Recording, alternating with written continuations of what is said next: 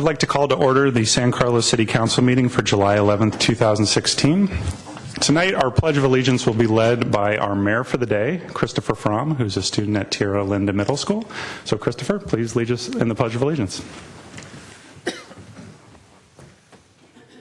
Allegiance to the flag of the United States of America and to the republic for which it stands, one nation, under God, indivisible, with liberty and justice for all. All right, and I'm going to let Christopher take over in just a moment to run the first part of our meeting. But before we get started tonight, I think many of you may have noticed in coming into City Hall today that our flags are flying at half staff, and that is obviously in response to a series of events that are happening around our nation. We are all first and foremost Americans, and many of us, our thoughts are with our fellow citizens and with those who've lost their lives and their families and communities over the past week. So I'd ask, before we get started tonight, if everyone could join me in a moment of silence out of respect for those who've passed away. Thank you.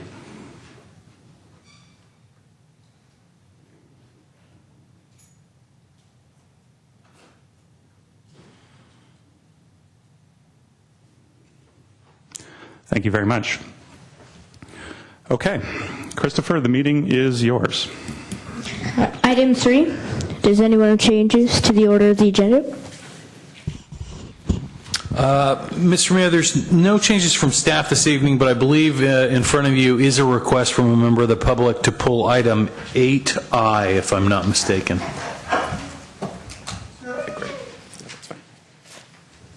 Okay.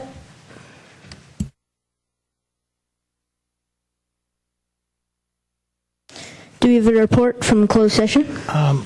There's no report from closed session, Mr. Mayor. That's the consent calendar. Council communications and announcements. We'll start with Mark. Thank you, Mr. Mayor. I just had two items tonight. One is I'm disappointed that Mr. Grisilli is not calling in from Italy. I can tell him the process works quite well. The only problem is you have to be up in the middle of the night. And I do want to thank the IT staff for arranging that. It actually worked quite well. I did have one request. I wanted to see whether or not there was interest in making a small amendment to the budget that was recently passed. This was an amendment that I was going to offer when the budget came up for approval earlier in June. It involves the city authorizing funds to pay for half of the sidewalk repairs in San Carlos. Unfortunately, I had stepped away from the dais to go to the bathroom, and by the time I came back, the budget had been moved and approved. So I'd like to ask that we agendize that as a separate item at an upcoming meeting. Thank you. Now, Ron. Hold on 1 second. So we'll ask if there's other council members who would like to see that added to the agenda. I will. So we have Matt? No? Okay. Through the chair, if I may, since I was originally planning on making this amendment when the item was already before the council as an agendized item, I know that our tradition currently is to have the necessity of 3 votes to put an item on the agenda, but I'd ask that this item be treated as what it should have been, which is an opportunity to make a separate motion when the budget item was before us, which I think would only require 2 people. I appreciate the suggestion. I'm going to decline it at this time, and I think you've got one other supporter on this particular item, and in the future, potentially we could get 3. Thank you, Mr. Mayor. Then, for the record, I would like to have it noted that both during that budget meeting and since then, there have been at least 2 or 3 occasions when either a staff member or a council member was out of the room and the meeting was delayed until that person came back. And I do not feel that I was treated appropriately in this context. All right, so noted. Thank you. Now, Ron.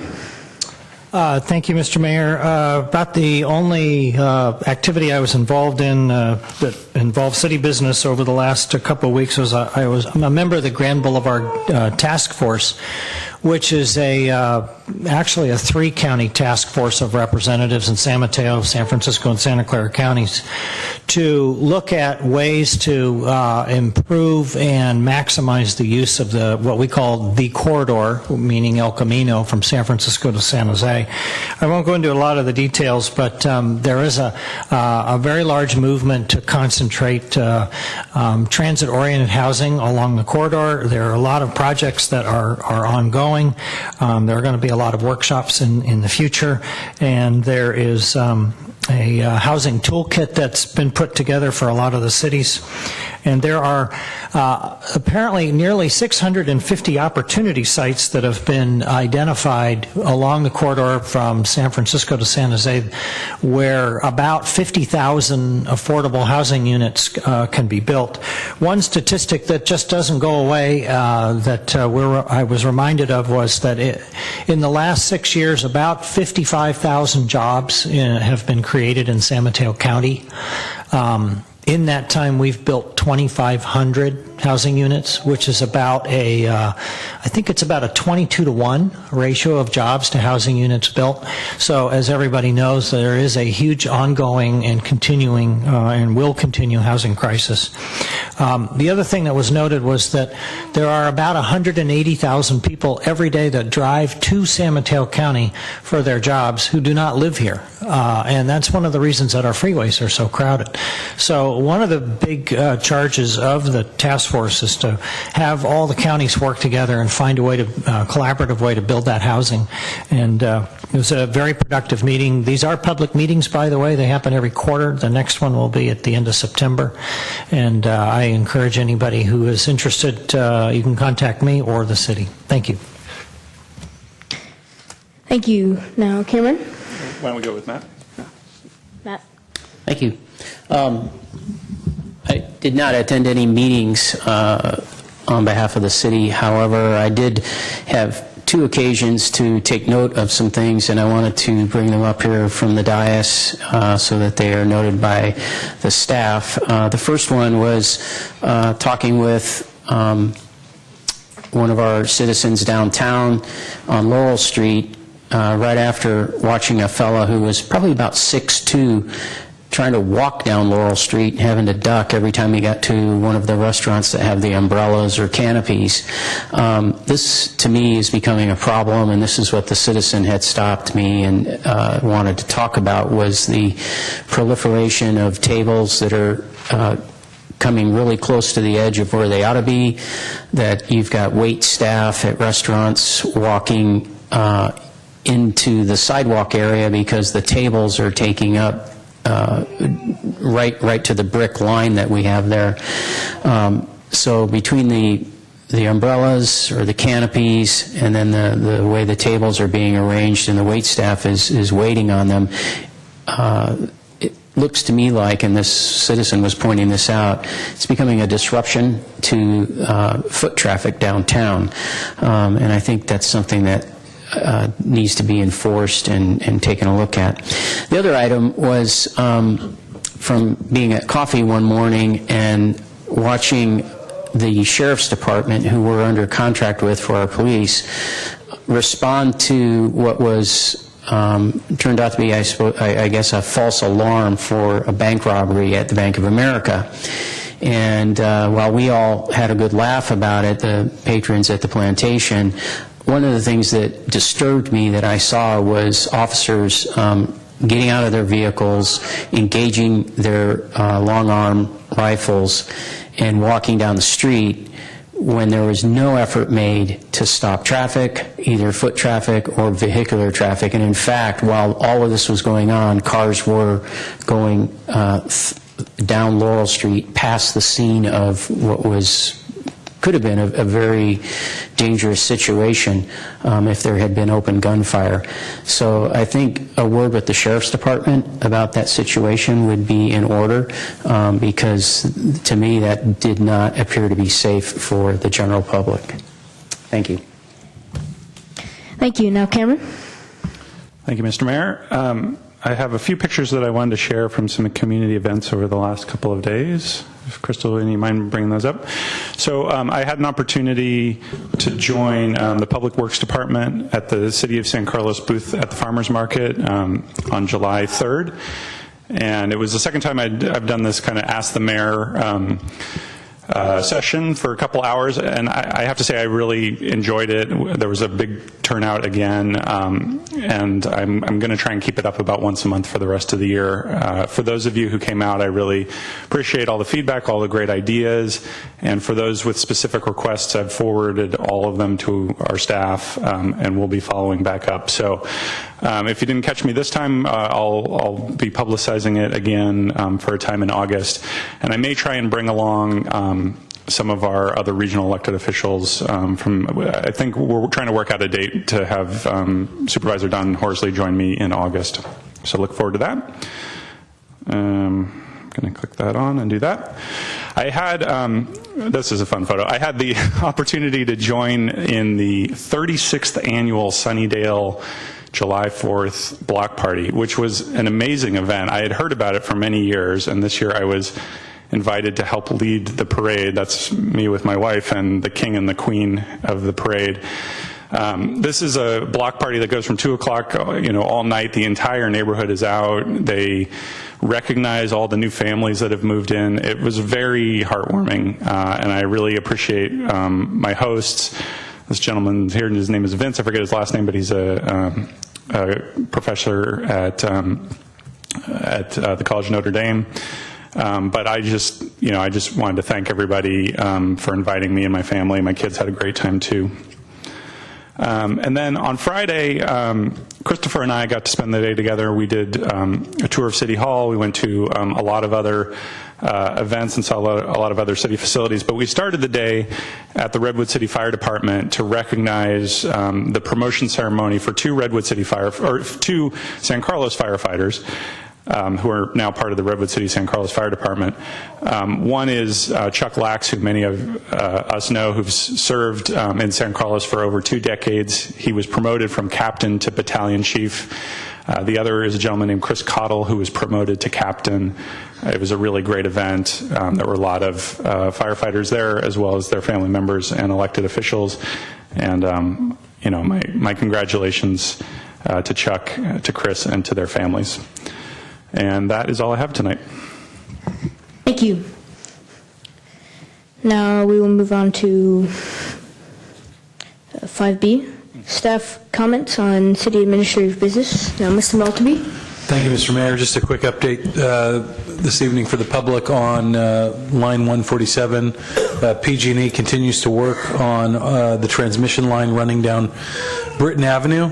Over the last couple of weeks, they have excavated at 3 different sites to do some calibration testing of the pigging data that they have. So they actually dig down and unwrap the pipe and take a look, and they x-ray it and do some other tests on it to make sure that the data that the remote control probe was gathering is accurate. So they've dug up those sites, they've done the testing. Their engineers are going to take a week or two to evaluate that data and rerun their model of the data that was conducted with the pig, and then they'll determine whether or not they need to do any repair work at that site or any other locations along line 147. So for the time being, those spots that have been excavated are covered over with metal plating, but they'll remain excavated for a couple of more weeks. Thank you. Now we have presentations on proclamations to retiring commissioners. Susan Todd on Parks and Recreation and Culture, Scott Masters on Planning, and Frank Adiego on Transportation and Circulation. Okay. So, thank you, Mr. Mayor. I know that I believe Susan and Scott are here this evening. If you could come up to the front, and I have some proclamations for you. So these are proclamations that are recognizing Susan and Scott's long service on a couple citizen advisory commissions. And I know that Scott, in addition to serving on the Planning Commission, served on the Economic Development Commission for many years. But we have a great spirit of volunteerism in the city of San Carlos. And that can mean, coaching your kid's soccer team. It can mean just, holding a block party on your neighborhood, but it can also mean getting involved directly in the city by joining a local commission. I know that most of our council members have served on commissions. I've served on a commission, so I know that it can be long and sometimes thankless work, but it's really important. It's an opportunity for citizens to directly connect with the public on a particular topic of interest and go very deep on that topic, understand it from all the different angles, and be able to give advice to the city staff and to policymakers about what the right thing to do is. So I'm very pleased to be able to commend you both for your service, and I will read part of these proclamations. So first, to Susan Todd. So this proclamation reads in part, whereas Susan Todd passionately advocated for accessible playground design and features in the renovation of Burton Park, which became the first fully inclusive playground in San Mateo County, and whereas Susan Todd's 6 years of dedicated service as a member of the Parks, Recreation, and Culture Commission represents and embodies the San Carlos traditions of volunteerism and service to the community. Now, therefore, be it proclaimed that I, Cameron Johnson, Mayor of the City of San Carlos, do hereby express sincere thanks and appreciation to Susan Todd for her contributions on the Parks, Recreation, and Culture Commission. Congratulations.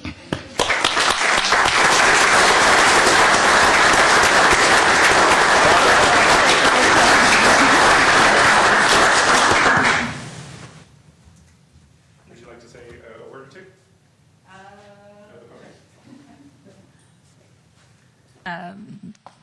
To Mr. Mayor and the council, thank you for the opportunity the last 6 years. I really had a blast seeing not only my children grow up in those 6 years and have more kids, but the joys of interacting with the community at a different level. So thank you, and see you guys around town.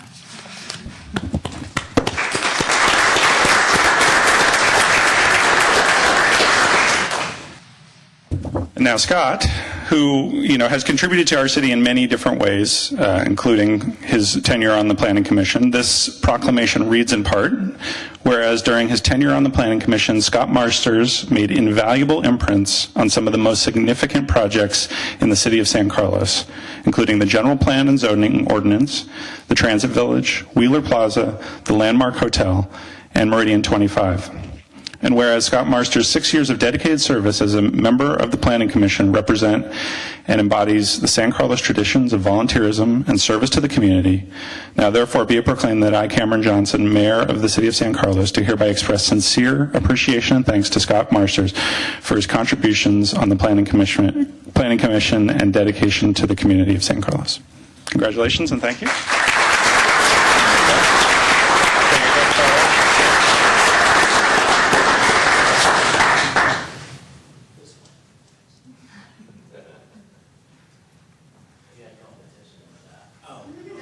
We might say a few words. I just want to say thank you. I started serving on the Railroad Land Use Stakeholders Commission 14 years ago.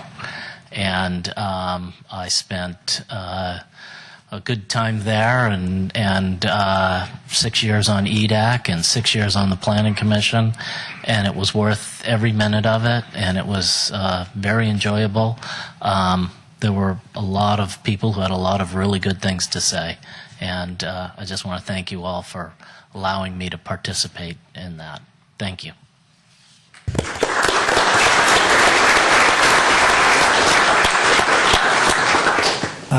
Mr. Mayor, can I just add a comment? There are a couple of former planning commissioners in the audience tonight. I believe Don Eaton was on the Planning Commission many decades ago. So was I. Planning Commission is not an easy job. You handle a lot of things that the council never sees. You have to get very deep into the language of ordinances and look at all the things that go into putting different new codes together and that sort of thing, and approvals that can be quite contentious. There's a there's a subsection of the Planning Commission. It's now called, RDRC, and when I was on it, it was called our Architectural Review Committee. But they were essentially the same thing. And it's very important work. It doesn't often get the recognition that is due, but I just want to say or give my thanks to Scott for his service. I thought you did an outstanding job. Didn't always take popular stances, but always came up with some good ideas. A lot of things people never thought about. Scott and I have met so often at Pete's or Starbucks or my house. And we've talked a lot on the phone over the years about a lot of projects, and San Carlos is a better place because of his time on the Planning Commission. And again, thanks to Susan as well for her service. Item 7, public comment for items not on the agenda. Persons wishing to address the City Council on matters not on the post agenda may do so. Each speaker is limited to 2 minutes. And we have 3 speakers tonight. The first one is Michelle Briggs. Good evening. I apologize in advance for my topic, but I'm here to talk about the unfortunate rodent issues that we're having in our community.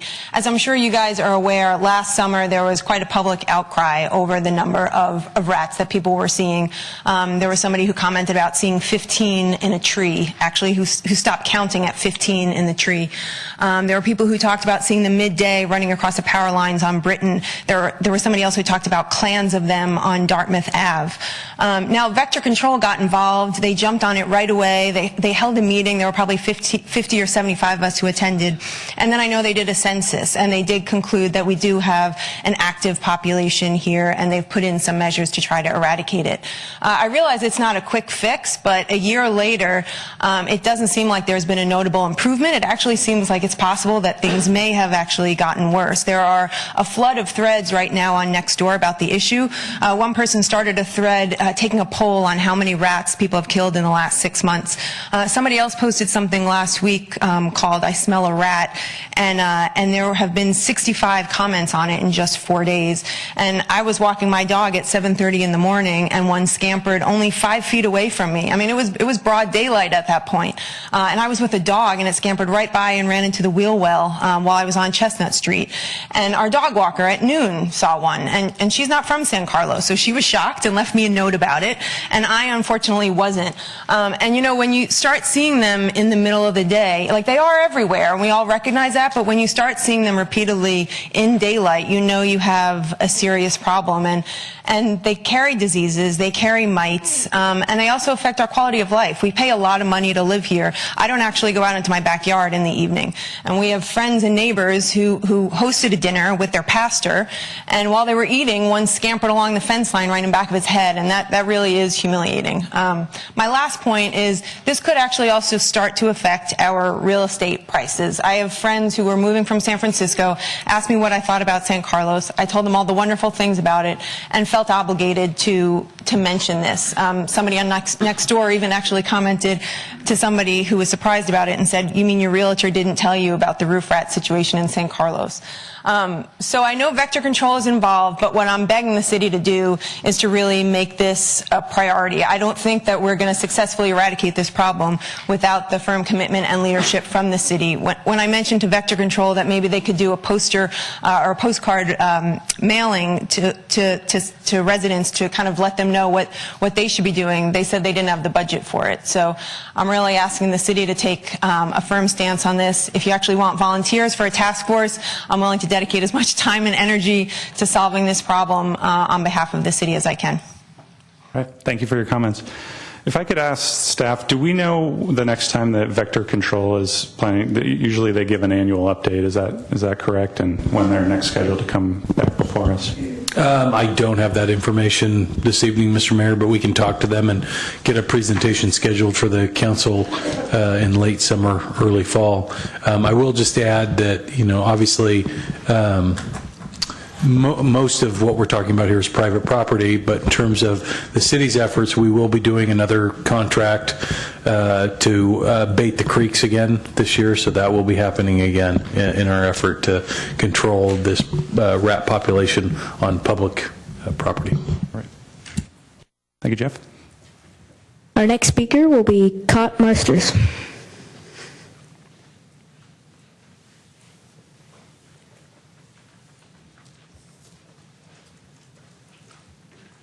I might be here again. I'm not used to being on this side of the dais.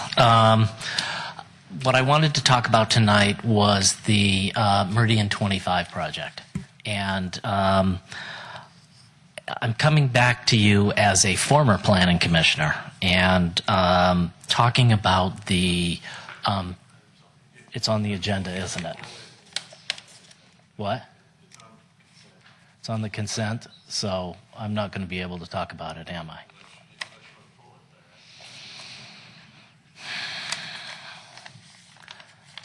I think I'll send an email. If I may ask, Council, citizens are constrained to not talk about things during this section that are on the agenda? That's right. The public comment is just supposed to be for items not on the agenda, and our protocol and practice has been when someone wants to speak on something on the consent calendar that the item is pulled at their request or at the request of the council. Even if it's perhaps, I don't know what Scott was going to say, but just for my own edification, even if it is perhaps tangentially related?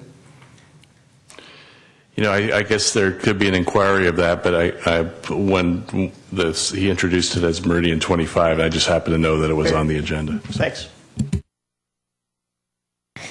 And our last speaker will be Sarah Huller.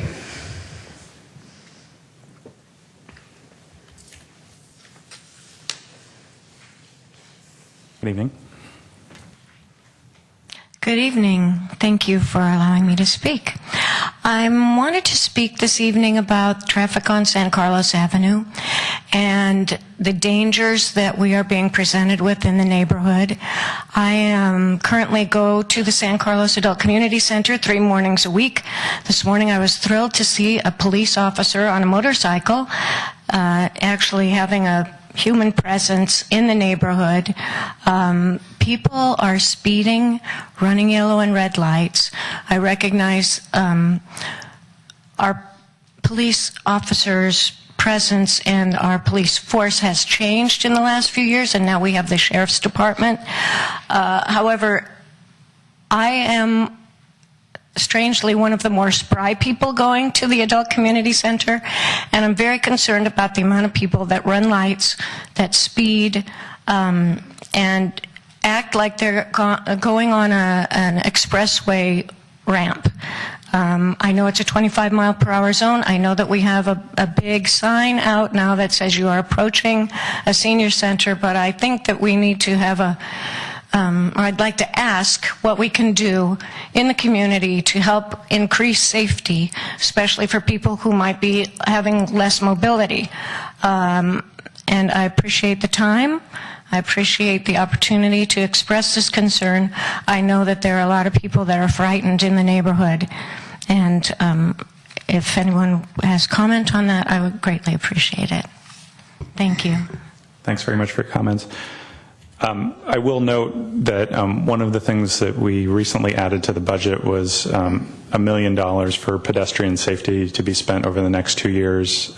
Where that exactly will be spent is yet to be determined, but during the discussion we talked about San Carlos Avenue specifically, as well as Holly Street. So we appreciate the comments. Through the chair? Yes.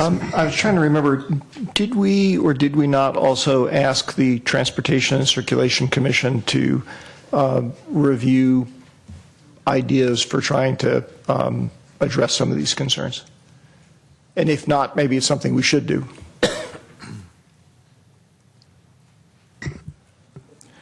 I don't specifically recall. Jeff, Yeah, do you want to point? I think if memory serves, Councilmember Olbert, we had said as part of the $1 million that were set aside that would go back to the TNC Commission. And I remember you saying basically what you just said now, that we'd be looking for ideas about these particular problems. because the council didn't want to just focus on those two identified areas, though that was the primary concern, but they wanted to hear about any other potentials. Okay, thank you. Would anyone else like to speak for items not on the agenda? Please come forward. You can fill out a speaker card afterwards.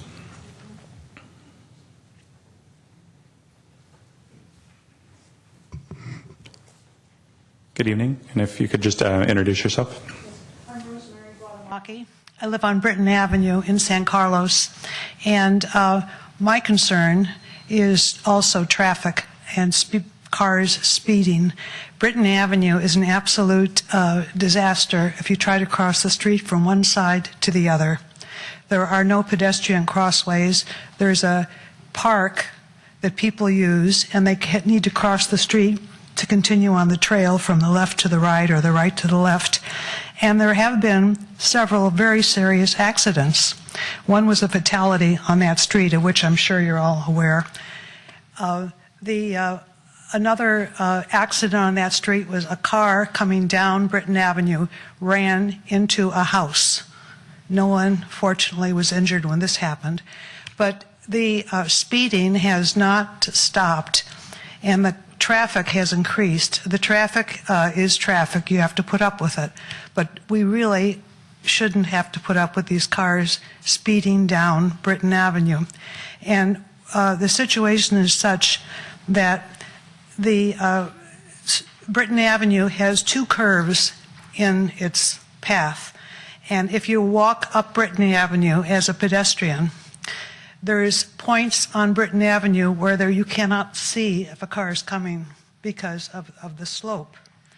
And cars coming down Britton Avenue come down on such a, there's such a decline in the street, an incline, that it's really quite treacherous. And I would like to have something done about that if possible. It's a very serious situation. And I've heard many, many complaints from my neighbors about it. There have been calls made to the sheriff's office, and I don't know where else. But I'd like that looked into if at all possible. Thank you. I'd appreciate it. Thank you for your comments.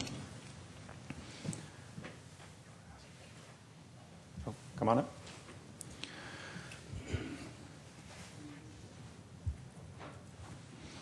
Good evening. Good evening. Tom Diridon. I was a traffic commissioner for 10 years back in the 90s of this fair city. I know you're only supposed to be on for 9 years, but somebody fell asleep. I got there for 10 years, and Parviz was delighted to see me go. But even back then, the senior center was a real debacle, and we changed the width of the median to make it so you could rest if you couldn't cross all 4 lanes in at one time, at one light change. But we've also coordinated the lights that in the morning they're all green to expedite traffic to 101, and that I think encourages the expedition of traffic, but that word by definition means that in many cases they're not doing 25 miles an hour.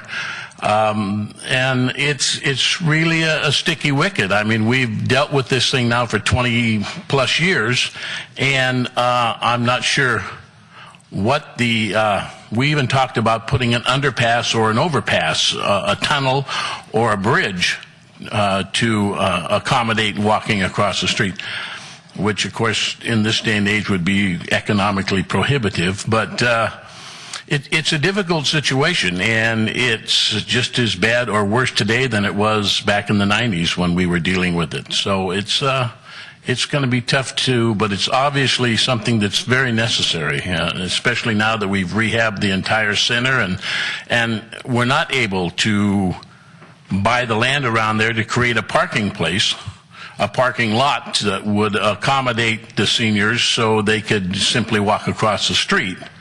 Not San Carlos Avenue, but something that would not even have to walk across the street, but that would be adjacent to the senior center itself.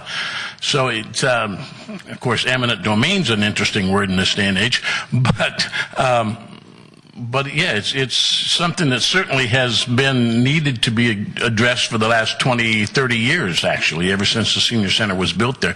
It's a shame when they built it there, they weren't able to accommodate the parking as well. So. Thank you for your comments. You have one more person in the back and one right here. Please come on up, ma'am.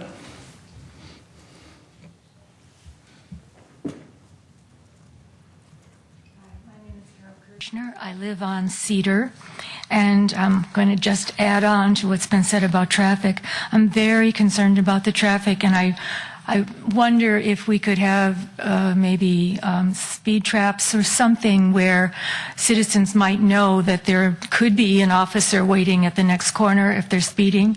Cedar has become a raceway.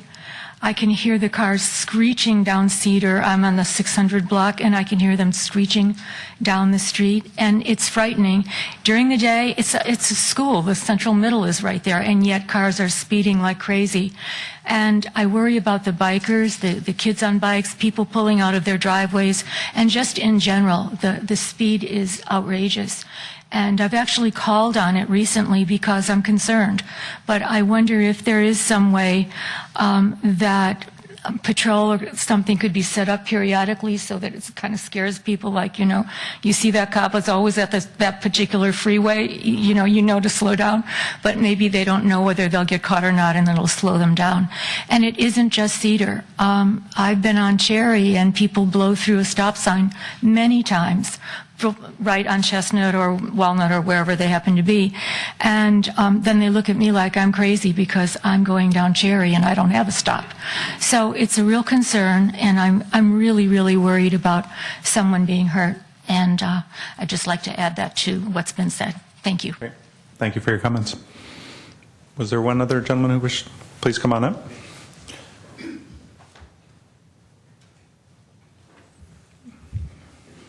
Good evening.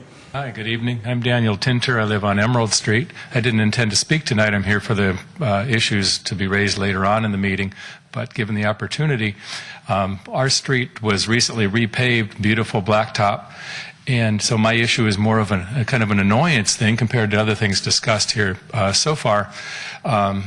Somebody down the street needed a new sewage line put in, and the city came out and sprayed white paint all over the brand new blacktop, and to where the pipes were and all that, and it's a permanent paint. And I'm just wondering what the city policy is about that. I'm seeing this city graffiti more and more now that I'm paying attention to it. It's an annoying problem, and I think one that would be easy to correct rather than spraying black paint over the white paint. I don't know. What are your comments on that? Oh, well, I appreciate the comment. Our Public Works Director is sitting behind you, and perhaps you guys could have a chance to talk about it offline. He would be the expert on painting on the streets. So thank you for your comments.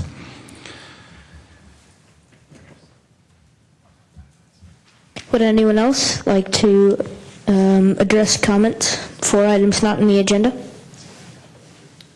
Okay, then we can move on to item 8. Item 8, approval of the consent calendar. Consent calendar items are considered to be routine and will be enacted by one motion. There will be no separate discussion on these items unless members of the council, staff, or public request specific items to be removed for separate action. Now, would anyone like to remove an item? So, Mr. Mayor, we have one request to remove item 8I, so we'll do that. Is there any other requests? Mr. Mayor, I move approval excluding. Pardon me, Mark. Yeah. Matt, did you Yeah, have? I wanted to remove item F. Okay. Items I and F. Is there anyone else wishing to remove an item from the consent calendar?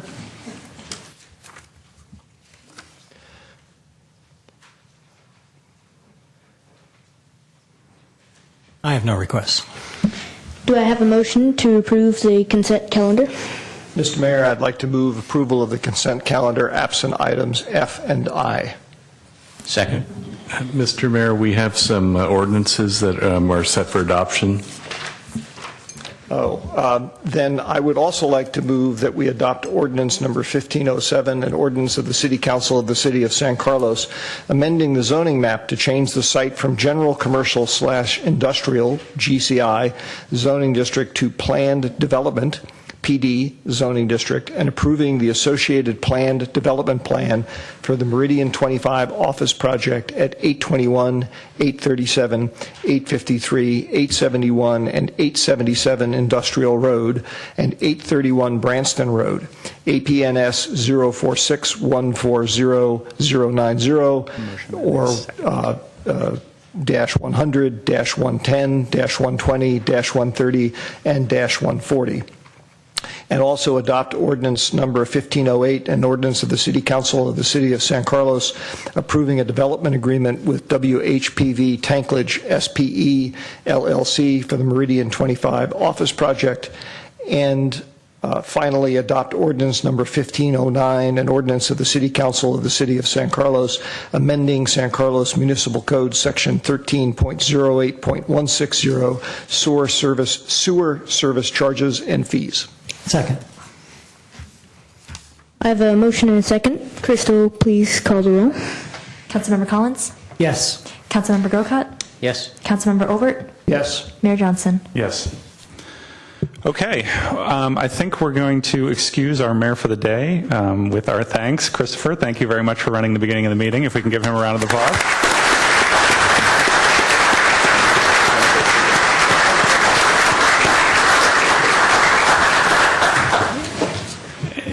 And I really enjoyed spending the day with you on Friday, and good luck with the rest of your summer, and good luck at Tierra Linda this year.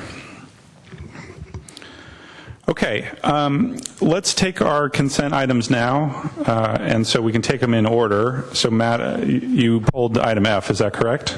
I did. So we'll consider item F, 8F, adopt a resolution accepting a $25,000 donation from the Parks and Recreation Foundation, and subsequently appropriating $25,000 for the purchase of a soccer goal storage and basketball backstop padding at Highlands Park. Ms. Newby. Good evening, Mayor, council members. Amy Newby, Acting Parks and Recreation Director. A while back, the Parks and Recreation Foundation approached staff, letting us know that they were interested in funding a project specifically at Highlands Park. Our athletics and sports staff and our park staff got together and identified 2 items at Highlands that we were in need of updates and repairs. The first is a cement footing or pad to store the large soccer goals, similar to how they're stored at Crestview. And the other one is just new baseball backstop padding at Highlands North and South or Kiwanis and Rotary Fields. All right, thank you. Matt, did you have any questions or? No, I had no questions. I just wanted it off the consent calendar so that the foundation would get proper recognition is all. Yeah. All right, is there any public wishing to speak on this item? Hearing none, I'll entertain a motion. Move approval. Second. I have a motion and a second. Is there any discussion? So I'll concur with our appreciation and thanks to the Park and Recreation Foundation for raising funds to improve our parks. And it sounds like a great addition to Highlands Park. And with that, Crystal, could you please call the roll? This is for resolution number 73. Councilmember Collins? Yes. Councilmember Grocott? Yes. Councilmember Overt? Yes. And Mayor Johnson? Yes. We'll move on to item 8I, adopt a resolution authorizing the city manager to execute a lease agreement with the San Mateo County Transit District for vehicular parking on the east side of El Camino between Howard Avenue and Central Avenue. And I know our former Mayor Don Eaton asked that this be pulled. Do we want to have some brief staff comments for context, or? That sounds good. Okay, Al, you want to come on up?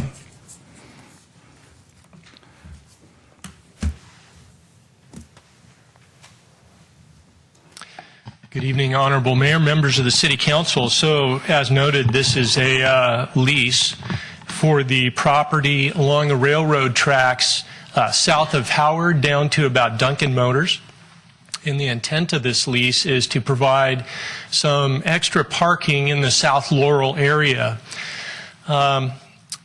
A while ago, we visited with the neighborhood surrounding the South Laurel area.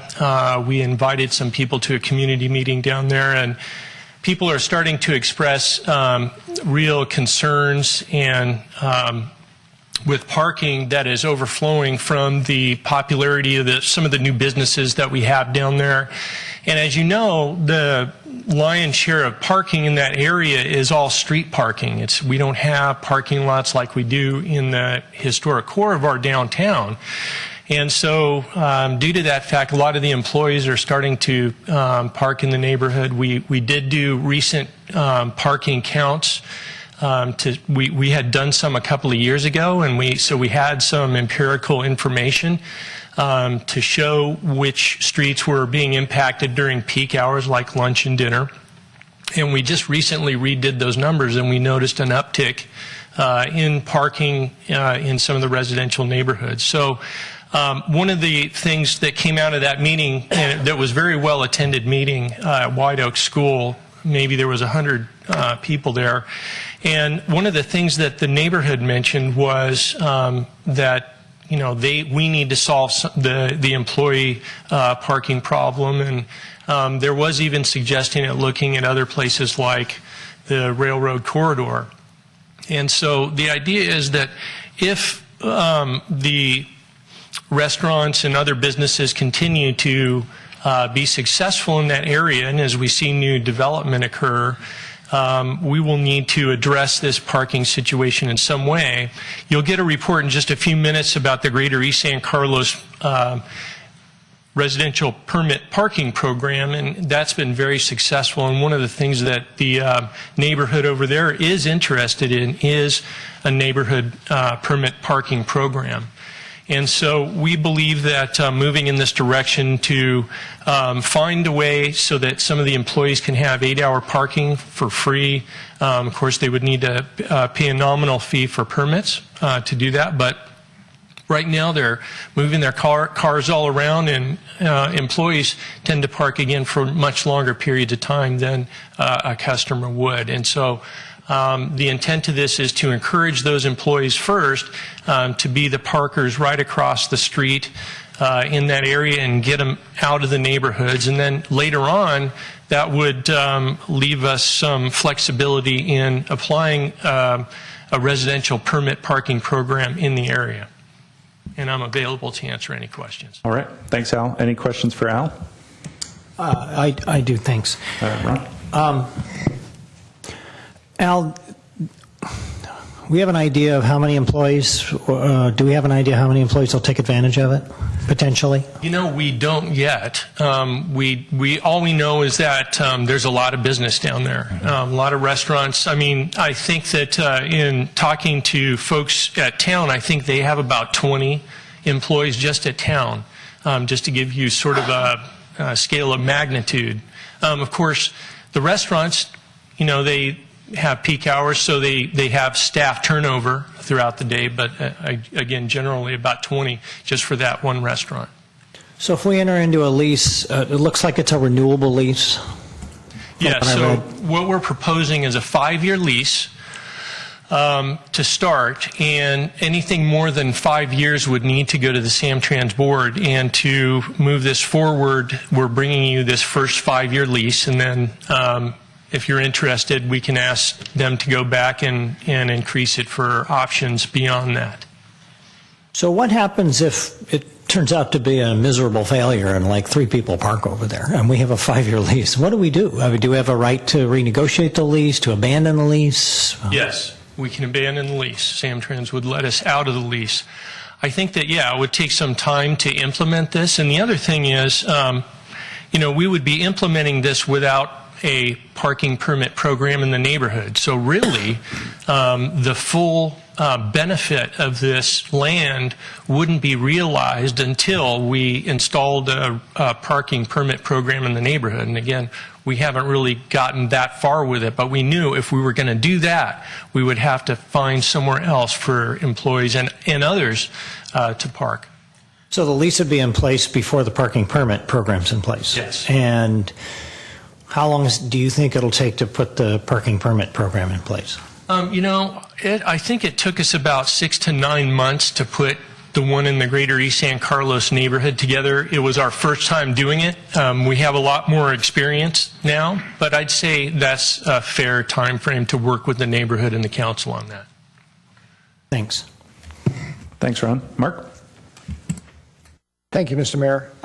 It's just actually a couple of observations, not questions for staff. I just wanted to share with my colleagues that even back in 2011, when I was knocking on doors running for this seat, in that area of San Carlos, it was a fairly common complaint that people brought to my attention, that they were, residents brought to my attention. They were very concerned about the impact, even at the time, that business-related parking was having on residential parking.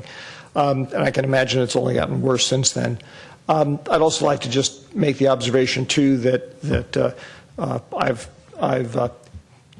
good-naturedly teased Jeff Maltby ever since I joined the council that we often talk about encouraging commercial development on Laurel Street because it's a big part of our community to have that kind of venue. And I keep bugging him about we shouldn't always be pressing the north side of Laurel Street key on that particular piano. But part of the reason he's always countered to me that we're limited in terms of what kind of growth and development we can have on the south part of Laurel Street is the lack of parking. And so, in my mind, anything that helps address that, even in a short-term basis, while we work out some longer-term solutions, is something definitely worth giving serious consideration to. Okay. Thanks, Mark. Any other questions for Al? If not, now's the time for public comment. I have one speaker card, our former Mayor Don Eaton. Don, please come on up. Good evening. Good evening, Mr. Mayor and City Councilman. This particular parcel of land, I'd like to kind of ask some questions about and see, maybe just to get you to think about it a little bit. Question number one would be, how many employees do you actually believe are going to park there? And in a gravel parking lot, take a sprint across El Camino for some of them, and walk as far as a couple or 3 or 4 blocks occasionally.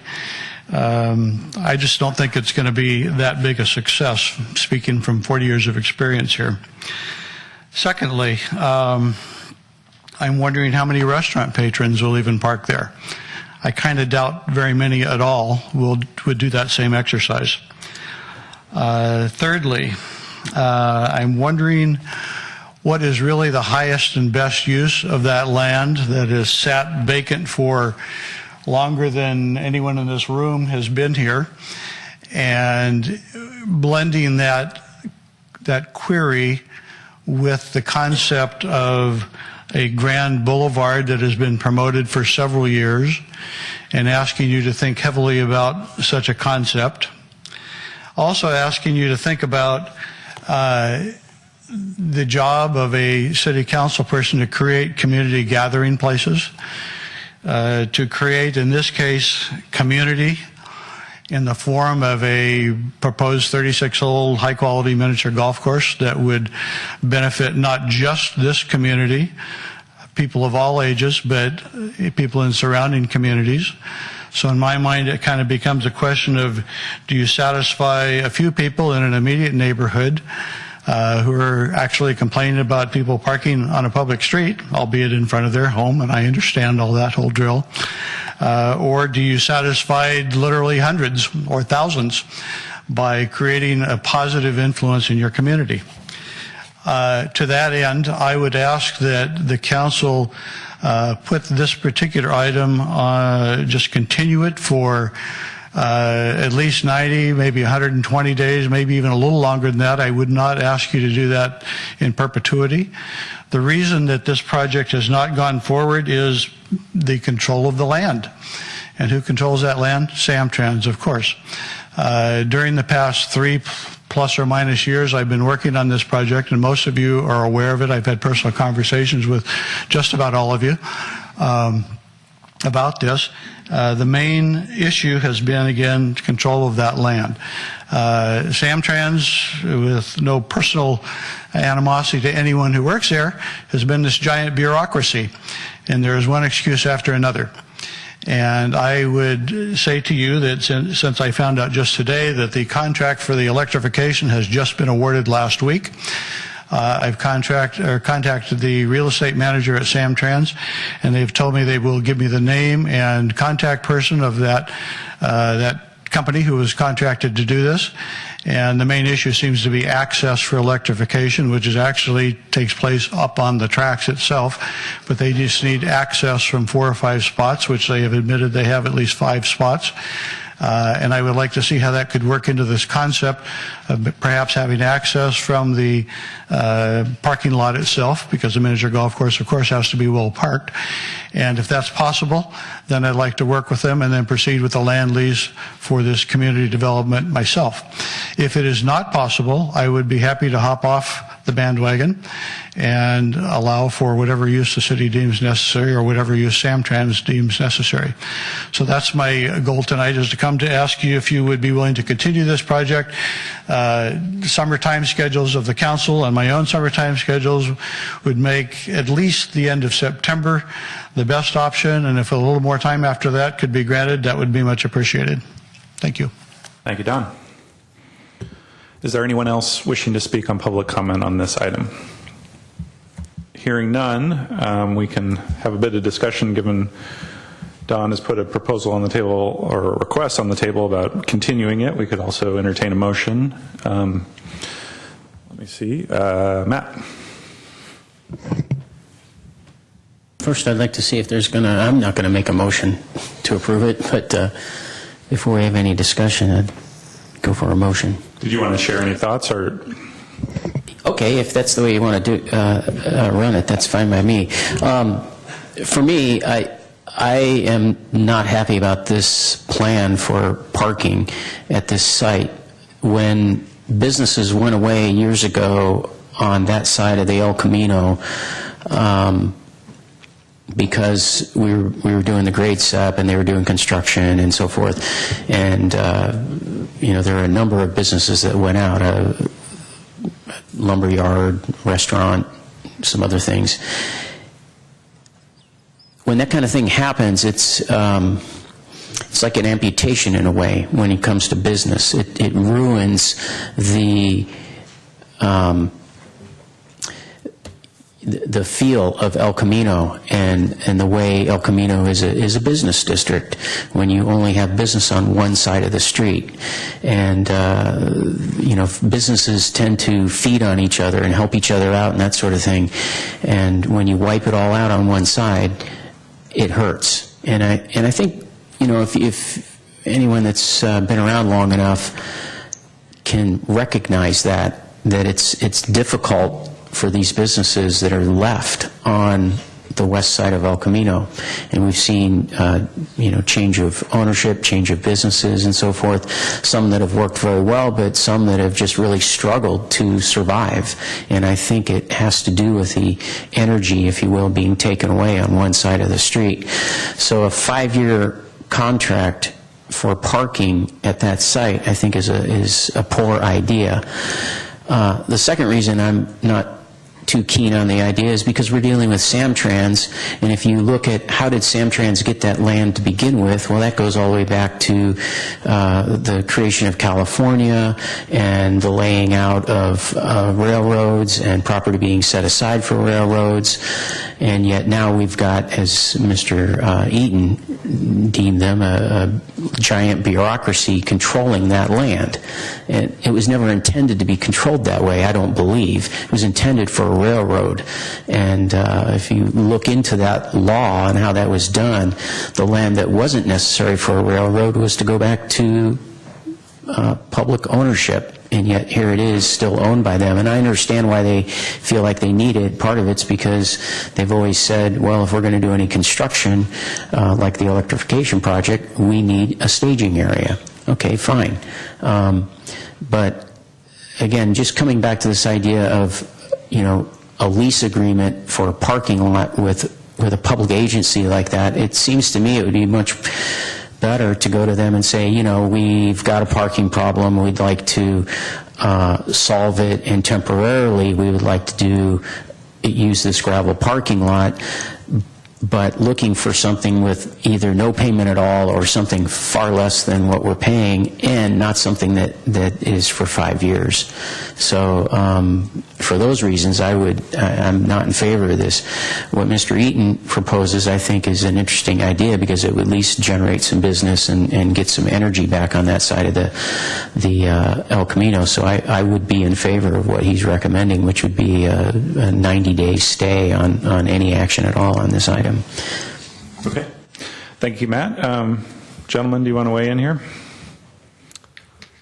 Go ahead. All right, I'm kind of conflicted on this. I've known Don for a long time. We work together on a lot of things. I lived in this town when there were 3 miniature golf courses, actually 2, but we had 4 in the area. So I completely understand the desire to put one in, but one of the things that we have to consider and have had to consider and have made some very difficult choices on the council is that we have to respond to what the community wants. And we've heard over and over again that, yes, traffic is a problem. We heard that issue tonight.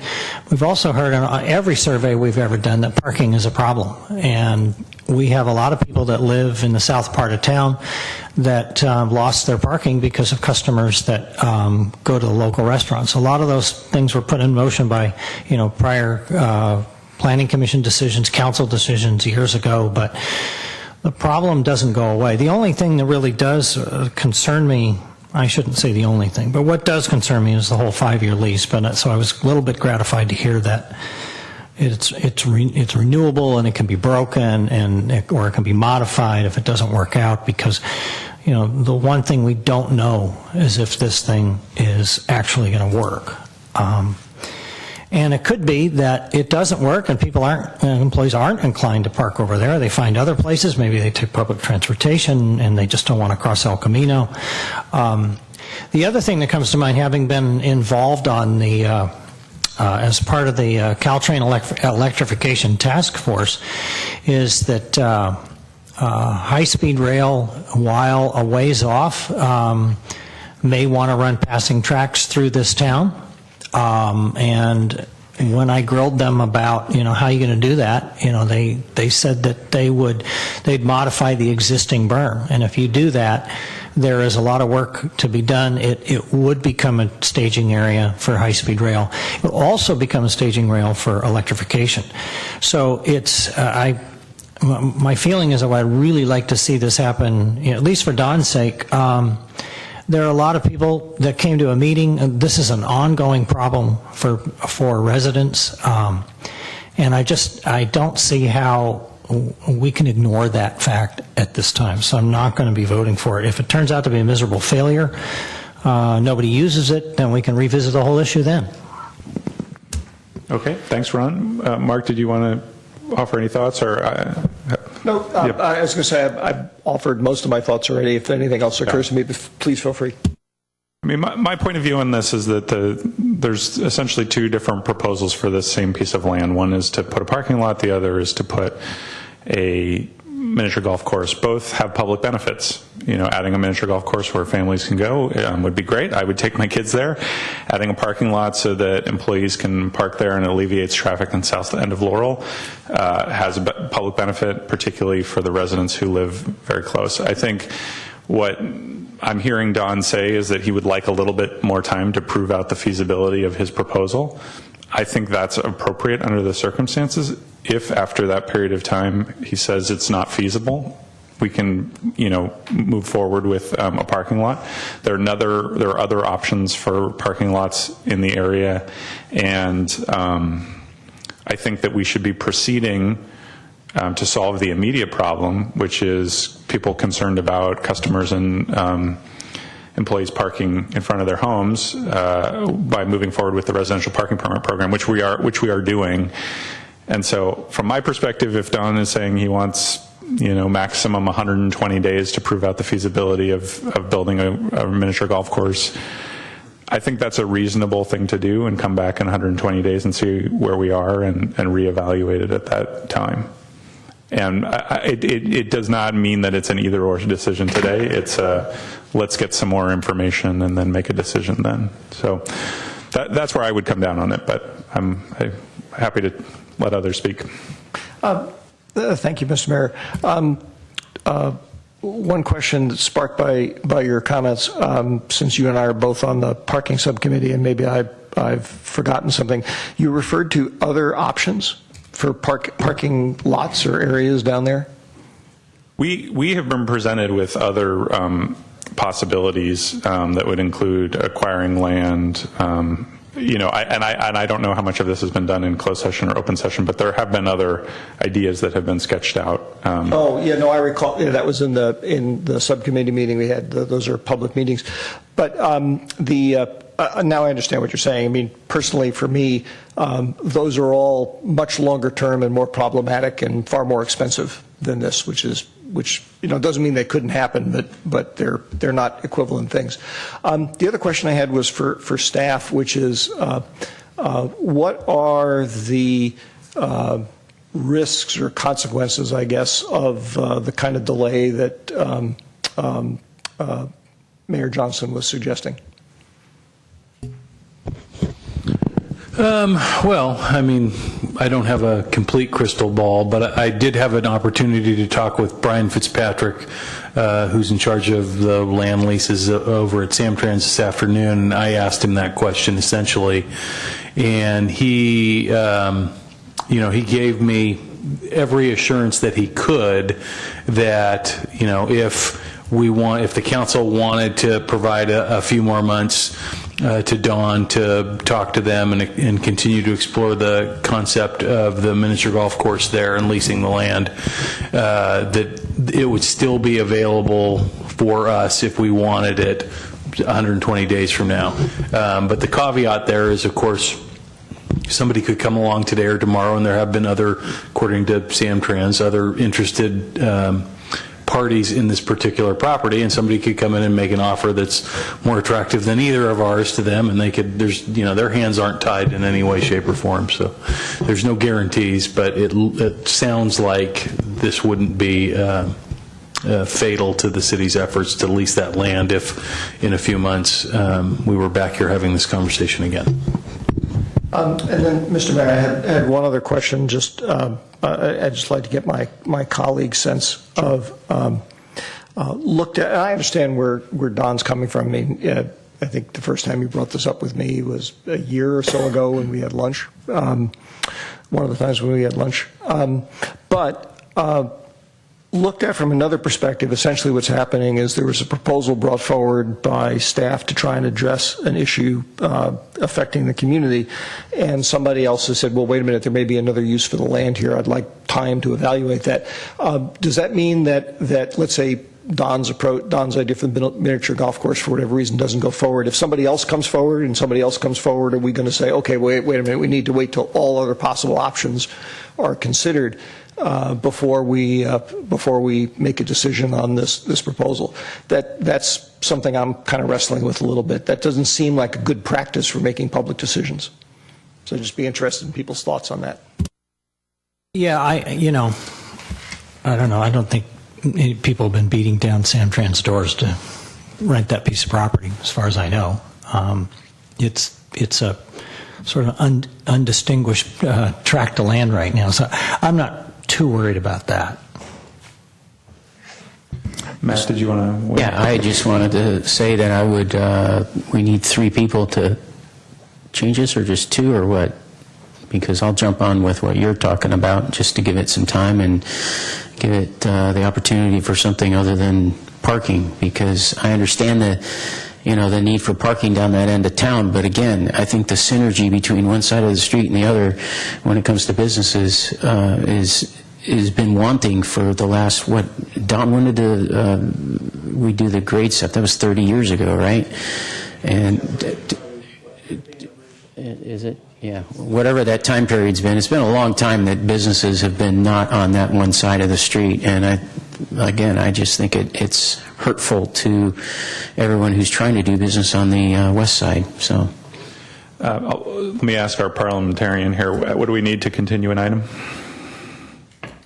The issue before you is just whether or not to approve the lease. So if you have the choice of continuing it to a date certain, to setting it on a future agenda out, or just tabling it for now and then instructing staff to bring it back at a certain point. And any of those things need a simple majority? If the approval does not pass, it's denied. If you just want to continue it, you need 3 votes to do that. Okay. So I'm there with you to continue it. You've got 2. To 120 days. Okay, so that's what's on the table. Do we have a third vote to join us?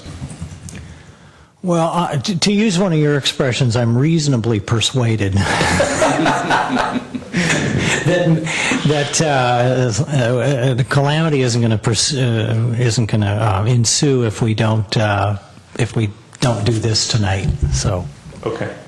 All right. Well, there's our third vote. So, Mr. Eaton, we will see you in 4 months, and we will move on to item 9A, reports to council. Report to council on the mid-year evaluation of the East San Carlos Pilot Residential Parking Permit Program. Mr. Savay. Good evening once again, Honorable Mayor, members of the City Council. This is a mid-year report on the Greater East San Carlos Residential Permit Parking Program, and I'd like to introduce Senior Management Analyst Kristen Helderson, and she will provide you with an overview of this evaluation and will be available for questions. Kristen. Good evening. Thank you. Good evening, Mayor and members of the City Council. So I'm here tonight to report on our mid-year evaluation of the Pilot Residential Parking Permit Program. All right, so the background of how we developed the Residential Parking Permit Program is the development of it was included in the conditions of approval for the Transit Village project. In December 2014, a petition was received from 3 blocks, Cherry, McHugh, and Montgomery, that asked for the program to be created. And between March and July of 2015, staff worked closely with the neighborhood to develop the pilot residential parking program. In August 2015, the program was adopted by the City Council, and the implementation began shortly thereafter. A soft enforcement period of the program ran from October through December of 2015, where warnings were given to educate people about the program, and then full enforcement started in January of 2016. The pilot program was designed as a 1-year pilot program with an evaluation to take place after the first 6 months, and that's what brings us here today. The pilot program was developed and it includes 2 zones, a business zone and a residential zone. So you see the business zone on the map in blue and the residential zone in yellow. Each of the blocks had to petition to be included in the pilot program, and we received 100% participation. So the entire pilot program area is currently participating. In the residential zone, enforcement is Monday through Friday from 7 a.m. to 7 p.m., and there's a 2-hour parking limit without permits. Vehicles displaying a permit are exempt from these restrictions, and permits are free to residents. Residents are allowed up to 4 permits for vehicles registered to an address, and 2 permanent guest permits are available. In addition, residents also have the option to apply for up to 6 special event guest permits as needed. In the business zone, enforcement is Monday through Friday from 7 a.m. to 5 p.m., and permits are available for business and employees in the business zone only. Fees and rules are the same as the downtown business parking permit program. So in creating this program, there were 3 main goals or areas of concern that we were looking for the program to address: commuter parking, Giants game day parking, and employees from surrounding businesses parking in the neighborhood. So in evaluating the program, we were specifically looking to see if these goals had been addressed by the program, and we were also evaluating if residents felt a general sense that the parking issues had improved, that the petition and application process was easy, that enforcement was sufficient, we were evaluating communication between the city and residents as well as businesses. And then lastly, we were also evaluating if there was anything unexpected that came up. So the actual evaluation process, there was some quantitative collection of data and then also some qualitative and anecdotal data collection that was done. The quantitative portion, we looked at statistics from the enforcement and then also from the permit process. And the qualitative feedback was informal feedback that was gathered over the implementation process as we received phone calls and emails with questions. We held a community meeting in May for residents to provide us feedback on what was working with the program and opportunities for improvement. And lastly, we had a Shape San Carlos topic that was open for residents to submit additional feedback if they had things that maybe weren't covered in the community meeting or if they were unable to attend the meeting. So getting into some of our evaluation data, we saw a very high percentage of participation in the residential permit program. We had 93% of residences apply for a permit. The average number of permits per residential address was 2, and no special event permits were applied for. The pilot program allows for residents to receive a maximum of 4 permits per household with 2 guest permits. So the average number of permits being 2 and no special event permits being applied for indicates that the maximum number of permits that we had put into the program was about right. On the business side, we had about 32% of businesses apply for a permit, and there were about 9 permits per business. On the enforcement side, between January and May of this year, there were a total of 259 citations that were given. Of those 259 citations, 181 of them were directly related to the program. And so that means that they were citations specifically for exceeding the time limit or not displaying a permit. And then, as I mentioned, one of the goals of the program was to try and target the Giants game day parking. And so in April, with the first Giants home game, we put out 2 electronic signs, one along Old County Road and one along East San Carlos, and also had additional enforcement going on in the neighborhood. And there were 17 citations that were issued that day. All right, and then as we move into some of the qualitative and anecdotal data that we collected, I have it separated into 2 categories, what worked well and then areas for improvement. So one of the very basic questions that we were asking residents is, do you get a general sense that parking in your neighborhood has improved? And at the community meeting and from talking with residents and the Shape San Carlos topic, the neighborhood does feel that parking on their street is easier and that they're able to find spots near their home more frequently. Another thing that we discovered was that in creating the program, we had gone back and forth about how to manage the petition process, if we should do it on a block-by-block basis or as a whole area. And we found out that doing it on a block-by-block basis worked really well because each block developed an unofficial champion that helped get signatures and share information and then submit the paperwork.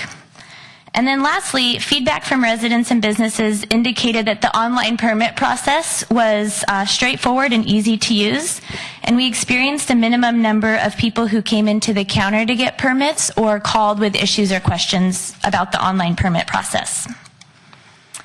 And then areas for improvement. One of the most frequent complaints that we heard from residents and businesses was enforcement and the frequency of enforcement occurring. When this program was started, a full-time CSO was hired with the intention that half of their time would be spent in the neighborhood enforcing this program. And so we've been working with the Sheriff's Department to ensure that enforcement is occurring regularly. And since the community meeting in May, I've heard anecdotally from a couple residents that the enforcement in the neighborhood has improved. So that will be an ongoing one for us as we move into the next 6 months of the pilot program to keep an eye on. And then another area for improvement was signage. We installed signage with the intent of putting the least amount of signs in as possible and then adding more as needed for public information and enforcement. And so we recently added a couple more signs along Bayport Avenue to help with those efforts. And then lastly, parking north of Holly Street. We've received some complaints from residents who live specifically on Springfield Drive, which is the first block in the neighborhood north of Holly, that they've seen an increase of parking on their street. At the final evaluation of this program in late fall, we'll be including recommendations on expanding the program to other areas of the East San Carlos neighborhood. And as I mentioned specifically with enforcement, each of these areas for improvement I think are going to be ongoing, and we'll continue to monitor them as we move into the next couple months of the program, and then even if it's made permanent after that. And then with that, the next steps of the pilot program, we will come back to the City Council in late fall of 2016 with a final evaluation and recommendations on either making the program permanent, making modifications to it, or terminating it. And with that, I'll be happy to take any questions. All right. Thanks very much, Kristen. Questions for Kristen? Ron? Kristen, I don't know if you can answer it or Chief Rothfuss is here. I'm just curious, what's the average cost of a ticket? So the tickets range from about $35 to $50, depending on what the citation is. Okay. Thanks. Thanks, Ron. Matt? Yeah, my only question is, does modification of the program that you might be recommending include expanding it to the north side? Possibly. Mm-hmm. Okay. Oh, then I have another question. I was going to say the north side is included in the conditions of approval from the Transit Village. So that would be considered. And we're also looking to do a parking study in that neighborhood to get an idea of the actual impact that's happening on those streets. We have some data. That would include Old County Road as well? When you're looking at the data and studying that issue? Between Holly and Northwood Good. Drive. Okay. Yes. Very good. All right. Thanks, Matt. Mark? Yes, thank you, Mr. Mayor. I actually was just was curious as a reminder about when those possible improvements will be brought forward or changes will be brought forward. We're thinking the second meeting in October. Okay. So then we'll get time to do any renewal stuff that we'll need. Okay. Ron, you had another question? Yeah, I did. Have you had interest from the north side of Holly to expand the program? We've heard from a handful of residents. I think about 4 or 5 residents have just expressed that they've noticed more parking on their street, and they seem to be a majority of residents that live on Springfield Drive, which is that first street right north of Holly. Okay, thanks. Okay. Any other questions? I'll just say, we had a chance to look at this in the subcommittee. I really appreciate the staff's work on it. This was an ongoing concern from residents who lived in that neighborhood, and this seems to have satisfied the vast majority of their concerns. So I really appreciate all the hard work, and hopefully it's a template that can be used elsewhere where appropriate. Okay, we will move on to item 9B, a report to the council on Wheeler Plaza construction and parking. Mr. Savay.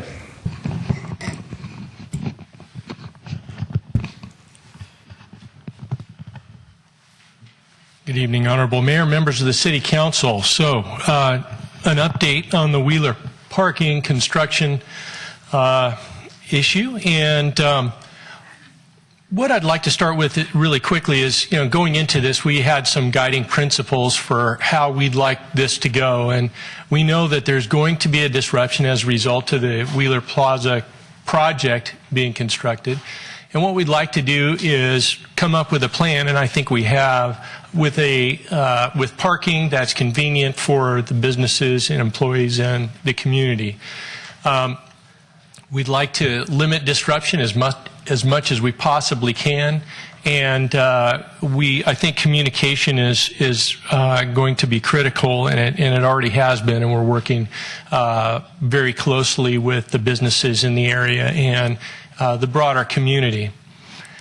And so the last time that we talked to the City Council, we had talked about July, August for construction to start, and things have changed, and it wouldn't be the first time that I've seen a construction schedule change over the years. But one of the things that's, a number of things have come up. In terms of the updated timeline you see there on the screen, the property transfer is going well. The city has completed all the documentation that we need to make the transfer, and it's in escrow. There's some things the developer and Silverstone need to do, but that's up to them. So the city's part is done there. In terms of some of the things that are pushing the schedule out, part of it is the undergrounding of the utilities. PG&E refers to it, and sometimes Public Works, as Rule 20 work, and that would be undergrounding all the wires and making sure that all the businesses have power during construction. As you know, there's a lot of businesses that back up to Wheeler Plaza. And so what we're looking at today is in late August, early September, you would begin to see the demolition of all the businesses along San Carlos Avenue and the Foodville building, and the paving of the temporary parking lot for Foodville would begin mid-October. And what we're thinking now, since we don't believe that the valet program will need to begin until January, is that maybe we can use that parking for public parking in the interim. So once that is paved and any Rule 20 work is out of the way, we can just allow the public to park there for a little while before the Valet Assist program starts. PG&E is working very closely with the developer on undergrounding of the utility, so PG&E is heavily involved in how that works. The developer had to order some transformers, and that takes a long time to build those machines, and so all that's has pushed the construction start out to January, February. The city staff is working with PG&E to try and move that forward. So we are facilitating discussions between the developer and PG&E to see if we can move this a little bit forward in the process. In terms of interim parking and the intent of the parking program, the idea is to pave the Foodville lot, and there would be approximately 50 spaces there. We'd make it 3-hour parking. Right now, Wheeler Plaza is at 2-hour parking, so give a little extra time for folks for the inconvenience. The Samtrans parking garage has been leased, so all the paperwork is signed for the lease of both the parking garage and the railroad tracks south of Arroyo. So the idea would be that if the Foodville parking lot fills up, people would be redirected over to the Samtrans building. Employees would be able to park there all day. We have a permit parking program that we will sell those permits to those folks. They would be a hang tag-like program, and they could park there all day. And Samtrans has been very cooperative. They have already started to give out hang tags to their own employees so that they don't get in the way of law enforcement. And there's already parking enforcement started in the garage to start to clear out the people who shouldn't be parking there right now to make it ready for the city. So all that's moving forward. The lot along the train tracks south of Arroyo would be used for construction parking and also some additional downtown parking. And so this diagram you see on your screen there shows this light blue area is the Wheeler Plaza construction area, and that's this darker purple area is the Foodville parking lot. So that would be our primary downtown location. People would be redirected over to the Samtrans building, and there should be a good number of spaces over there for employees and customers. It's about a 3-minute walk into the first part of the historic core, so it's pretty convenient for folks.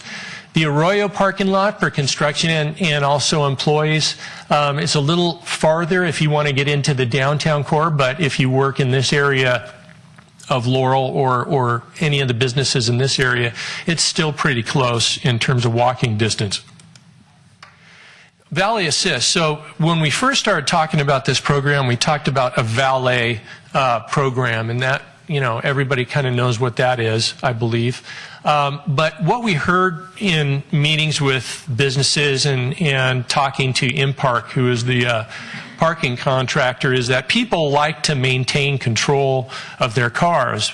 The car is like a second home or an office, and you have all your stuff in your car. And so relinquishing control of your car is something that people just would prefer not to do. So the Valet Assist program allows people to be directed into a spot. If you get there and you get a spot, you don't have to give your keys to the valet person. However, if you get there a little later and those spots are taken up and the valet does need to park it behind those spots, then you would have to leave your keys so he can move those cars around. So that's how the Valet Assist program works. In terms of directional signage, we are looking at all the signage in the area, and it will be installed to direct drivers to both locations. And if one lot is filled up, the signage could be changed to direct people into the Samtrans parking garage. And so we'll be utilizing both permanent and temporary signage for this.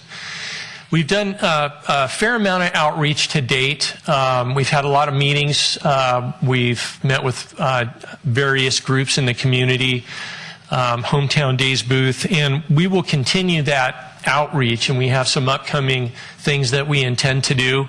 I know from just talking to some of the business owners and the employees in the downtown, to places that I go and shop, I know that they are aware of this. Maybe, perhaps not everybody, but a lot of the employees are aware of what's happening, and they post the letters that we send them on the refrigerator in the back and everything, so that they can see what's going on. We will be sending another letter to the businesses in downtown following this meeting, letting folks know what's happening. And then, of course, we have the spotlight, we have the farmers market booth, social media, and such. Some of the key people in terms of communication: Lisa Costa-Sanders is one of our principal planners. She's available. We've hired Dolores Montenegro to help us navigate the construction problems and troubleshoot some of the issues in the community, not just with Wheeler Plaza, but with all construction activity. And that has been very, very effective, and she's been great. Laura Tuchel, public relations for the developer, has a lot of connections in the business community, and also is available if people need to talk to someone. And so that concludes my presentation. I'm available to answer any questions of the mayor or council. Thank you, Al. Questions for Al? Mark? Thank you, Mr. Mayor. Thank you, Al. Good update as always. My questions, at least initially, revolve around the general topic of communication, which you were touching on the end.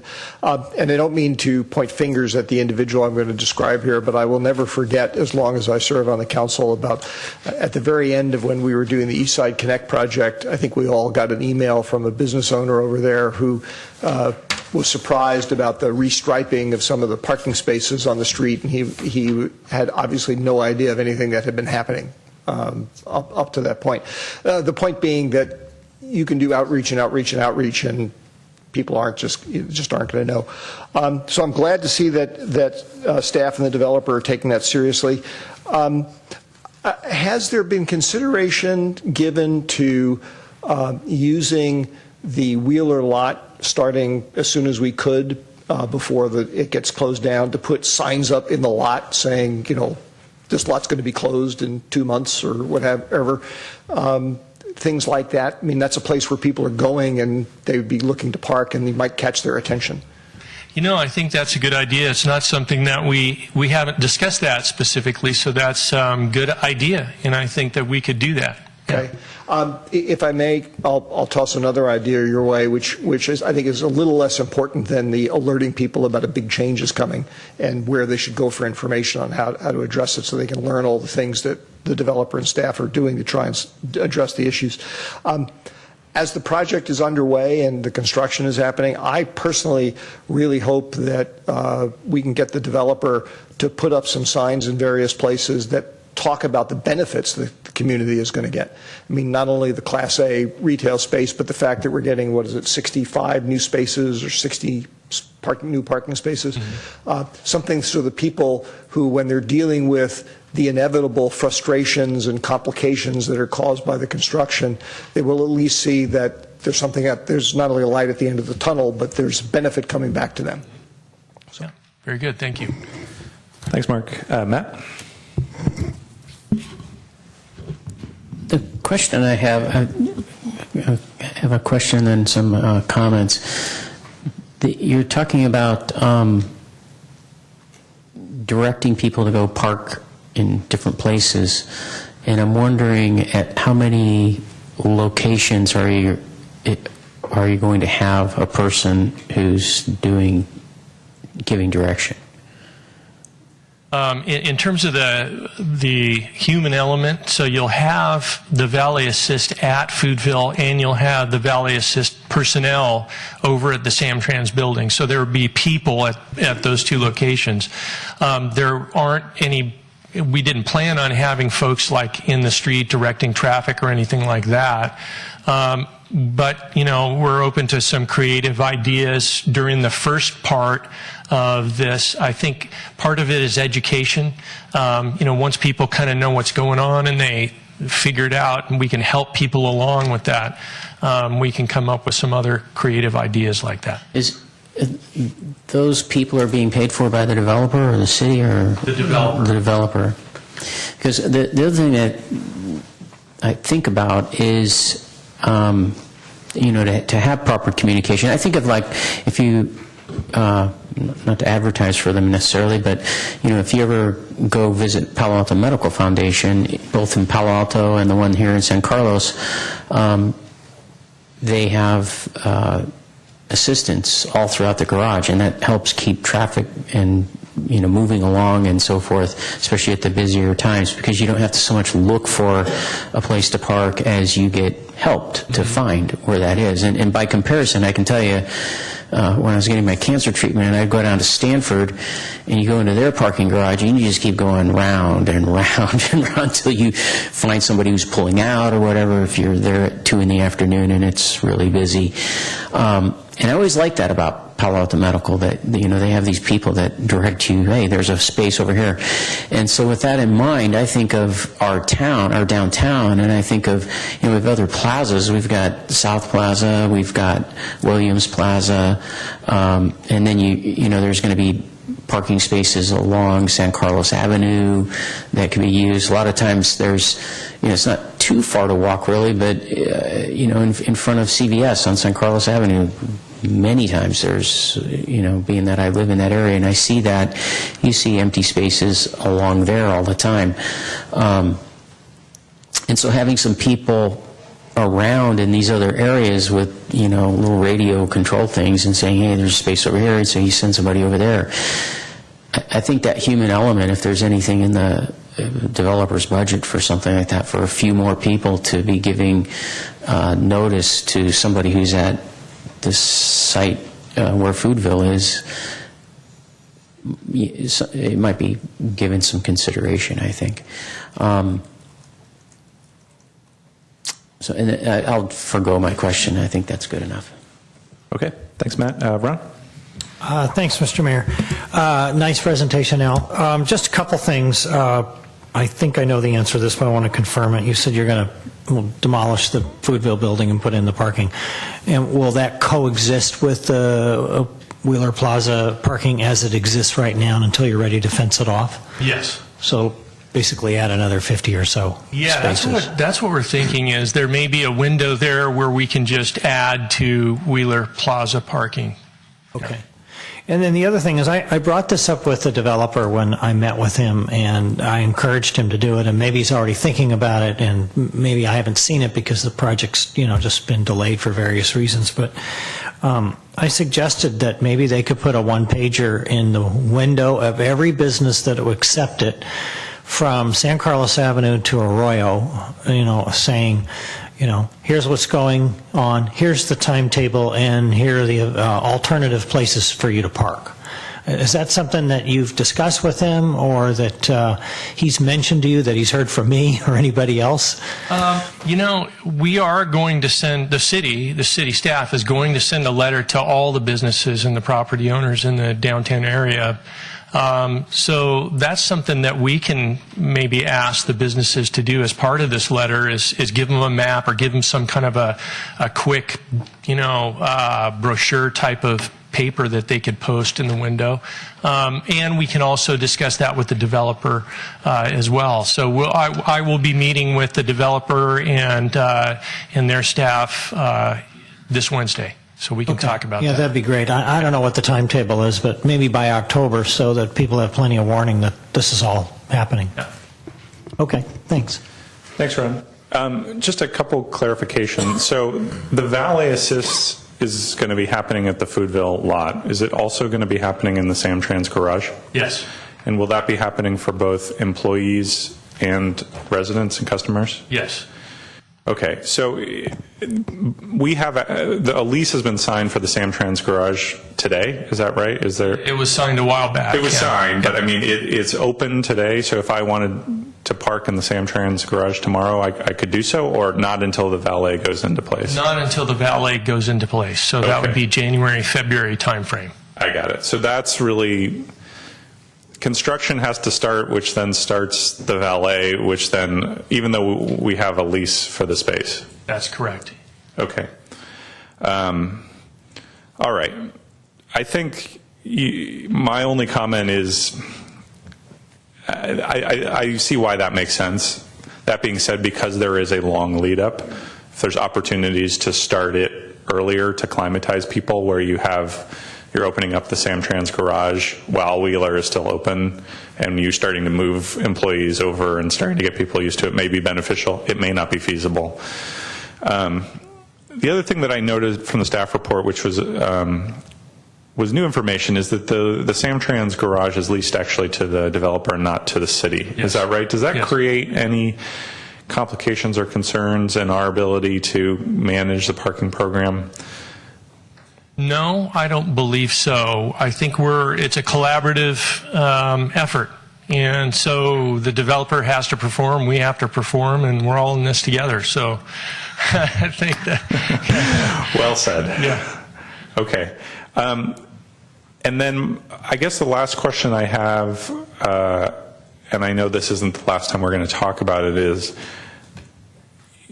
I certainly hope that we can have a series of reports to council as we go, so that we can get a status update along the way. And so is that the plan of staff to kind of? Absolutely. Okay. We'll come, before any milestones, maybe every month or two, we'll come to you. We don't want to overdo it, but we want to keep you informed. We want to keep the community informed. So yes, we intend to do that. Yeah. Okay. Okay. Thanks, Al. Mark, you had another question? Yes, Mr. Mayor, thank you. And actually, another thought sparked based on your conversation with Al. Al, at one point when I was talking with John, the developer, earlier on, he had talked about the possibility of there being, I'm remembering it as almost like a distributed valet system. In other words, where you drop your car off at one of two places, but if you were at a restaurant down the street, there was some app that you could use on your phone that would say, hey, I'm down at Spazos, and that they were going to bring the car down there. Do you know if that's part of the plan, or maybe that fell to the wayside for whatever reason? I don't know, but I can find out this week. Okay. Yeah. It's not a deal breaker if we're not doing it for any reason, but if we are doing that, I definitely think we should make sure people know about it, because it's kind of that'd be a nice thing to have. I wanted to follow up on the mayor's comment about asking for updates on this project on a periodic basis, which I think is a great idea, and I certainly support it. Personally, given this project, Landmark Hotel, the Transit Village, and various other big things that may be happening, I wouldn't mind if we had kind of on a regular basis reports on the impact of just major developments in San Carlos. I mean, the Meridian project too, for that matter. Just to keep us abreast of what's going on and provide a forum to make sure that if there are issues that are coming up or resources that are needed, that we allocate them and get them addressed. Okay. Thanks, Mark. Matt?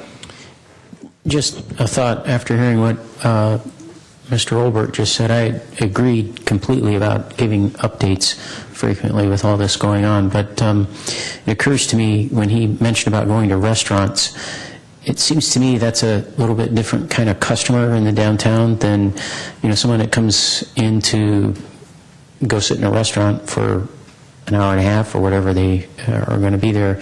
It's a little different than somebody who's coming in and they're going to go shopping. They're not exactly sure where they're going to end up or what they're going to be doing.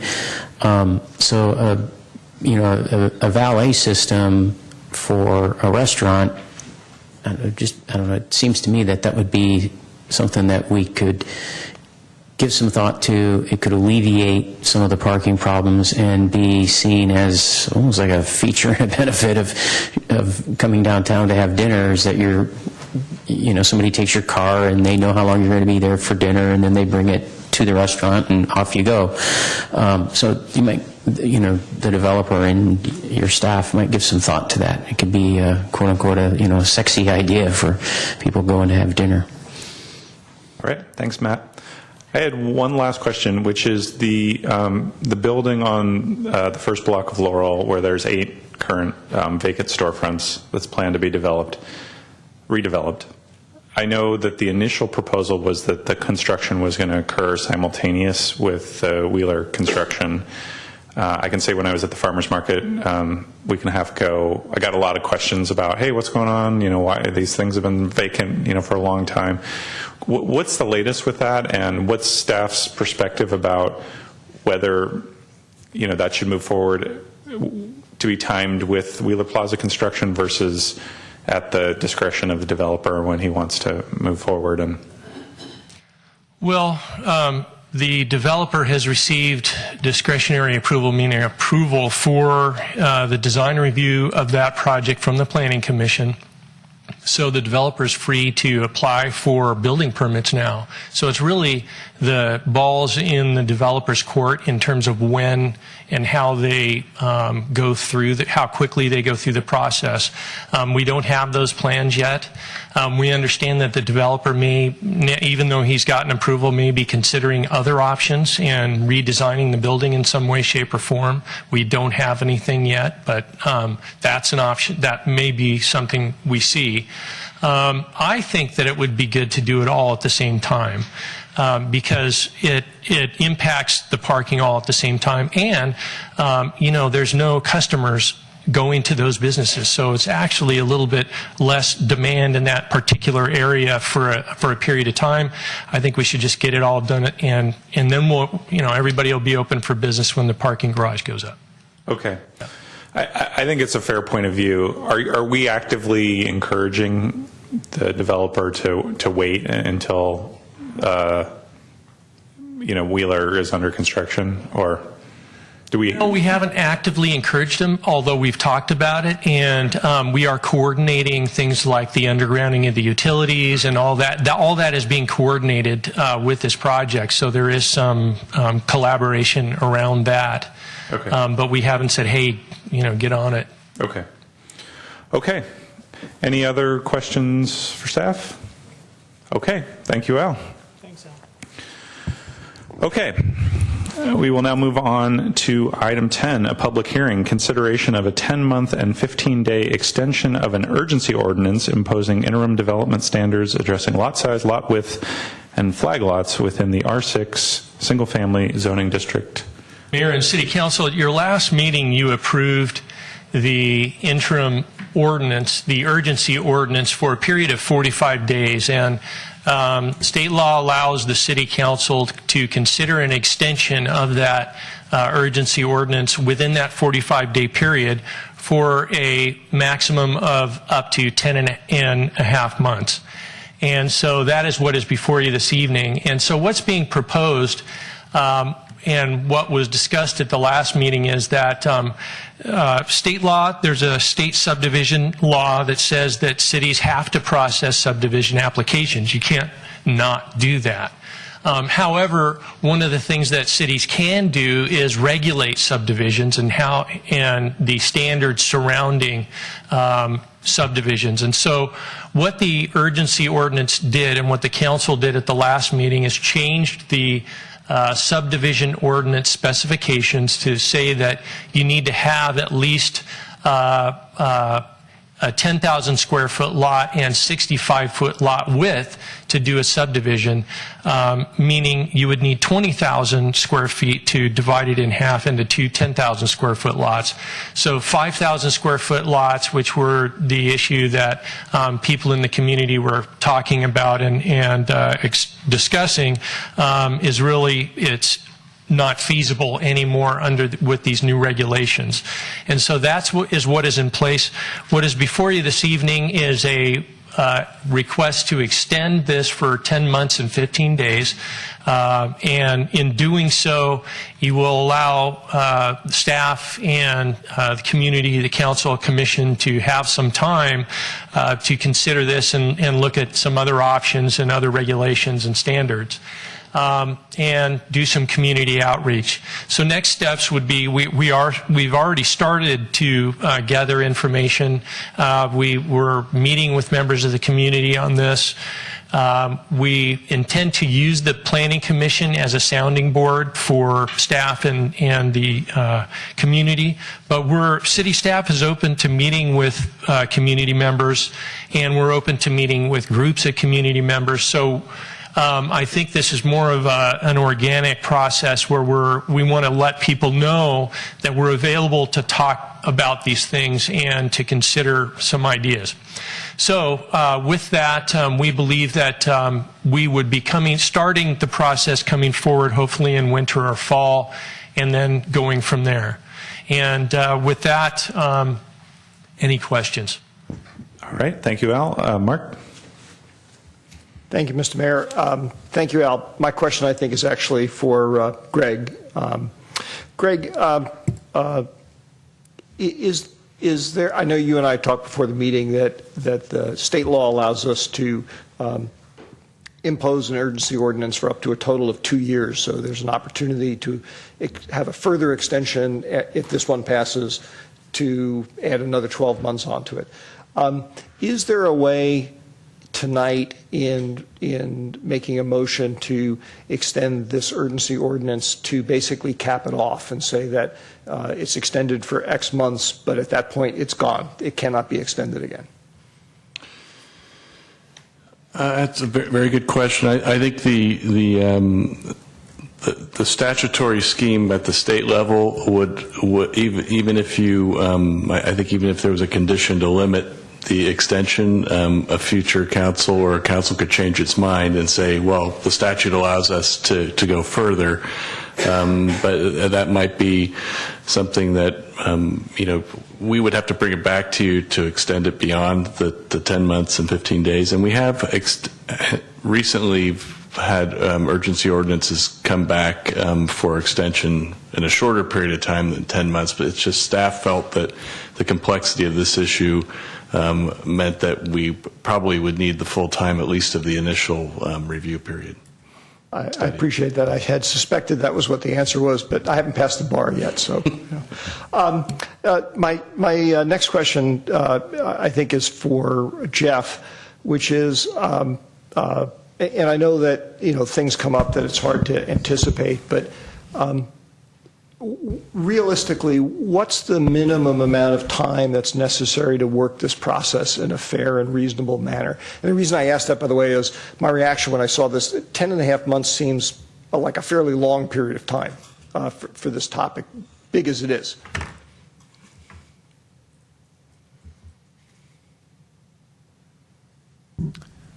I would say, when we laid out the calendar, what we were looking at was several things, because remembering once this goes, it's got to go to the Planning Commission, not just for study sessions, but whatever the actual recommendations ultimately will be, will need to go to the Planning Commission.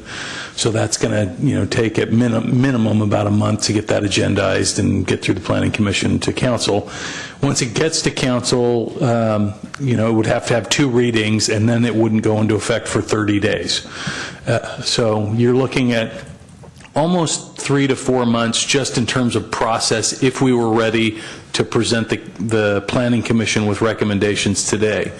Put on top of that, I'd say at least 2 months, because you want to have some public outreach meetings, a couple of study sessions. The council may want to have a study session after the Planning Commission before they hear an actual recommendation. I would say that it's very unlikely or reasonable that we could get this to you any sooner than maybe your second meeting in January. Oh, okay. I guess I must have done the mental math wrong. It sounded like you were adding up to about 6 or 7 months.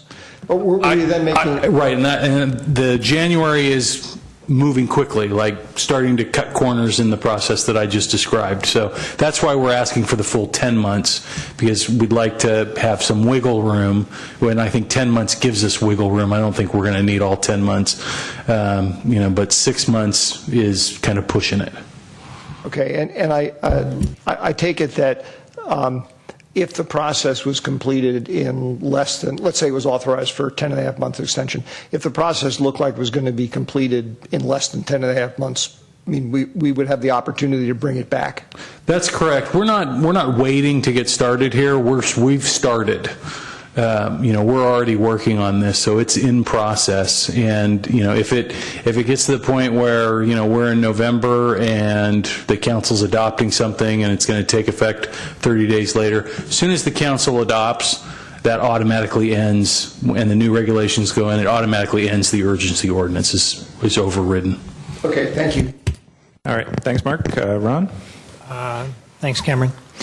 Well, just a comment before my question, and that is, however this process plays out, I want as much community input as possible, whether it's town hall meetings, study sessions, or whatever. Lots of public notice. People know if they miss a meeting, they'll have another opportunity to come to one. If I know anything from my discussions with my friends on the Belmont City Council, they did lots of public outreach and had a series of meetings. And of course, there are always a few people that said that wasn't enough, but I just want to make sure that we have as much outreach as possible so that everybody gets a chance to make their suggestions, and whatever criticisms they have, they can be heard. They can offer their ideas and understand why, if they offer an idea and it won't work, why it won't work. Because we all get that all the time in emails. The other question I had, Al, this is a little bit specific, but I want to. My question is, we're looking at this whole building standard thing. Is included in that a look at the standards, say, for second dwelling units? Is that going to be part of this review? And if not, can it be? Or is it something that we should reserve for another discussion at another time? It isn't part of this discussion. It's a completely different component of our zoning ordinance, and it also is regulated by state law, so it's a whole different animal. Right. I think that if we were going to do that, we would do it separately. It's going to be complicated enough, I think, for just the housing standards. So we could, and I was thinking in listening to the city manager and the discussion about timing, one thing that we could consider is taking this in pieces, meaning if we're farther forward, I think, on the subdivision analysis than we are on the house standard analysis, which is much more, I think, complicated, quite frankly. Mm-hmm. And so I'm thinking that if we finish with the subdivision stuff first, we could bring that forward at a faster rate than we could the other, if that was the desire of the council, or if I know there's a sense of urgency, so that maybe that's something that we will think about. Okay, and maybe what I'll do, I'll schedule some time with you privately, and we can talk about some ideas about the future with respect to second dwelling units. Sure. Okay, thanks. I just want to add real quick onto what Al said, because it is actually my intention. I know that the subdivision issue and the home size issue came out of the same conversation that the city council had, and we got that direction at the same time, but they really are two totally different actions. And so, it's been, the urgency ordinance that we're dealing with tonight has nothing to do with home sizes. It's just dealing with subdivisions.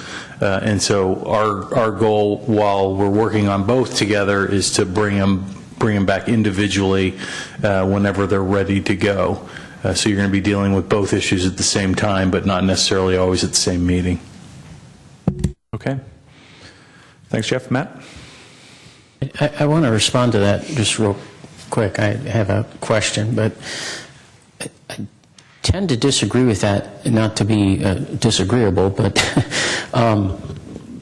if we were looking at the house size issue and first, not that we necessarily have the time or can change tracks that way, but if we looked at the house size issue and the house size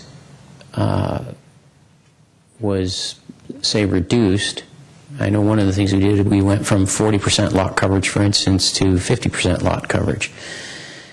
So if those kind of things were looked at, and setbacks and so forth, it could be that the subdivision issue is not as big of an issue. If people feel like, well, at least I'm not. This guy over here he's got a 10,000 square foot lot, and he's going to subdivide it into a 5,000 square foot lot, which admittedly, I think Tom brought this up before at the last meeting.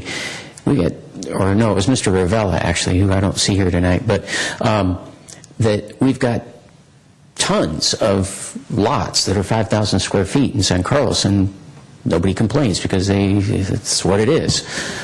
But when a really big house goes on to a 5,000 square foot lot and makes your neighbor feel like, wow, that's huge, then you've got an issue on your hands.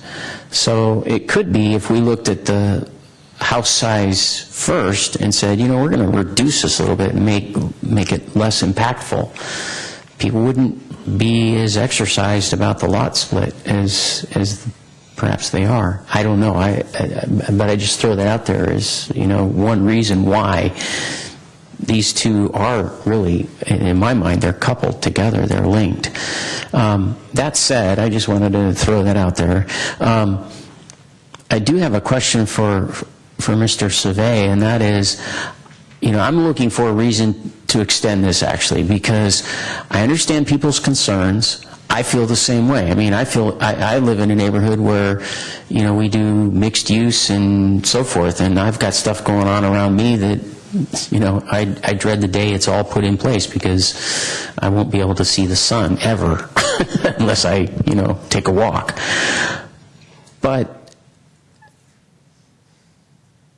like I said, we've got, a lot of lots that are 5,000 square feet. I think what people are upset about is that they live in neighborhoods, they've gotten used to them, they maybe bought into the neighborhood or whatever, and they've like Carmelita, use that as an example. There's a lot of large lots there, and it feels semi-rural. Graceland's the same way. You drive down Graceland and you feel like you're back in the woods someplace. It's beautiful. But that said, what I'm looking for is, okay, we have the hearings, we let people talk. What could come of it? Are we going to come up with a different zoning district and sort of spot zone places like Carmelita and Graceland, where we're going to say, okay, if you live on this street from here to here, you can only, your lot minimum is 10,000 square feet, or are we going to make it 6,000 square feet and thereby make it, if it's at 6,000, then if you got 10,000, sorry, you can't subdivide because 6,000 is the minimum. What do I have, do you think? I know I'm asking you to read the crystal ball, but give me some reason why I should vote for this extension, because I'm looking for something that could come out of it that will be reasonable and make people happy. Well, I mean, the way that we see it, I guess, is as your professional planning staff is, we've been directed to come up with some ideas and make a presentation to you based on our professional judgment. And so we're ready to do that. Like you say, I really can't read a crystal ball, but as a practicing planner, and having worked for different cities and communities, I know that there's lots of different ways to do things. Some ways are good for some communities and some are not. It depends on the size, the scale, the feel, how you see yourself as a community. Like you mentioned semi-rural.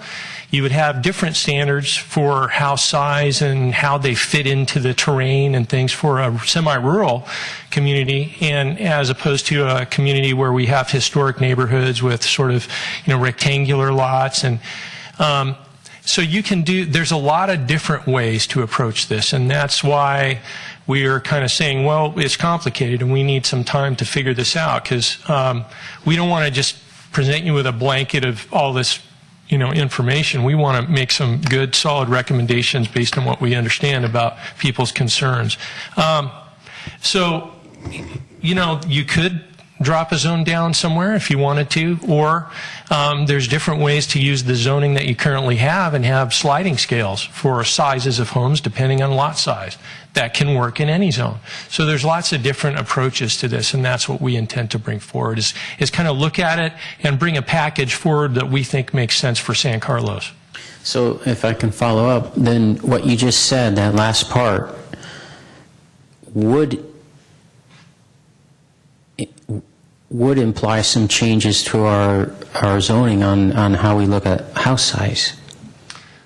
We would need to change, if we were going to, we would need to change the standards for the size. It could be design characteristics or features of the home, bulk and mass.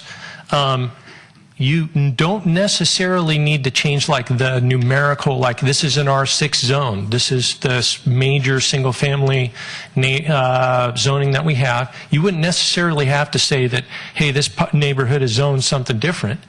You could, within that zone, you could create standards that are reflective of lot size and characteristics and things like that. But what you're saying goes beyond just the question of lot splitting, subdividing. Yes. And so I'm confused, because then are we looking at just the lot splitting issue, or are we looking at anybody? So I largely agree with what you're saying. What we're hearing from residents is that because there's a very strong economy, and because housing prices have doubled in the last 5 years, and because there's a lot of developer interest, you're seeing lots of different symptoms that are affecting the neighborhood. Sometimes it's splitting lots, sometimes it's building bigger houses, sometimes it's splitting a lot and building 2 big houses. So from a zoning perspective, they are different issues. From a resident perspective, they can be the same issue, they cannot be the same issue, but it's all due to the same underlying macroeconomic effect, right? Mm-hmm. So I think it is our intention to look at, and both the lot coverage ratio and the subdivision rules were changed in 2011 in response to a significant decline in the housing market. And so the question is to look at both of those things in roughly the same period of time. I'm with you that I think it would be better to look at them at the same time if that works, because I think that from a resident's perspective, and processing the information and thinking about what are we doing to change the look of our neighborhoods, that being able to see it all, the entire picture at the same time would be beneficial. So, but I don't know if that's feasible, but that would be my preference. Yeah, I think, like I said earlier, both processes are going to be going on at the same time. So the goal here is to have all that information and all those conversations happening within the same time frame that we're talking about here. Now, whether or not specific actions need to tie together or not, we'll have to wait and see. Because there are lots of different, I mean, as you saw tonight with Meridian 25, right? There were 3 separate actions that had to take place just for that one project. So potentially with these 2 combined issues, there are a number of legislative actions that the council might take. One of our goals here, right, is to try to get out from under the urgency ordinance as soon as possible, because we don't like to operate our community in an area of uncertainty. We recognize that right now, given the interest and the outcry from the community, that we want to have an urgency ordinance in place, which is why the council adopted at the last meeting to give us time to examine at least that particular issue. The other issue, there is no urgency ordinance, but we want them, because we do see a connection, we want them to go forward in the same time period. But right now, tonight's conversation, this item is really about, how do we end the urgency ordinance, right? Because that's what ultimately you want to do here. And I'm confident that, based on my conversations with Al and the planning staff, that there are going to be a lot of tools that are available to the council to try to solve this problem, some of which just have to do with splits, and some may be the bigger sort of residential land use issues.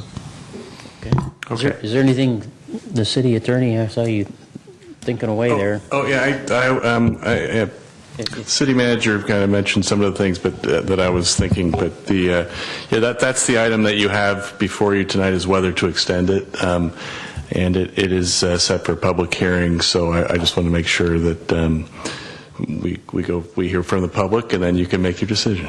Good point. So, Mark, I see your light on. Any? That was very fast, Mr. Mayor. I just hit the button as you were turning around. Jeff, one question related to the effort involved with this, and again, thinking about this in the context of, I think everybody in the community, both those who want to, whatever they want to see in the way of changes made or not made, would like to have this resolved as quickly as possible. What's the relationship between that timetable and resourcing? Or have you had a chance to think about whether are there additional resources that would expedite this? Obviously, a number of the things you talked about, you can't expedite a process that involves community input by pouring money on it. But if there are other things that are amenable to responding to additional investment, I'm certainly willing to consider spending the money on it. I appreciate that. We've had that conversation, and to be honest, right now we think that really the constraints aren't financial or resource based. That it's really just trying to be practical and realistic with a timeline, and recognize that we don't want to push the community. We're talking about people's private property. It's a very sensitive issue, one of the most sensitive issues we deal with in the city, and we want to make sure that there's lots of time to get people engaged and have those conversations, and try to get this right the first time that it goes to the Planning Commission and the City Council. So, but if there are resource constraints, we'll be sure to come back to the City Council. Okay, thank you. Okay. I don't see any other lights on. So this is a public hearing. I have a number of speaker cards. I appreciate everyone's patience.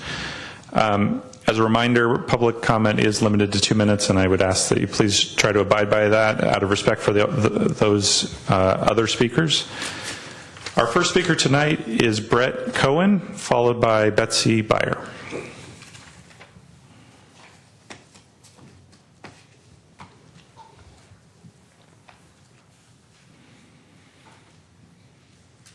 Good evening. Mr. Mayor, members of the City Council. So it was 2 weeks ago tonight that we were here discussing this issue when it was initially passed in terms of the urgency ordinance. And it looks like we have a similar card with several folks speaking again tonight. I'll work not to be redundant, but quickly go through one of the points that was brought up during the last meeting that I gave some time to reflect on and wanted to encourage the council to think about. So I support the continuance of the urgency ordinance that was enacted 2 weeks ago. There's no perfect time for this type of review, but now is certainly the right time based on what the community stated.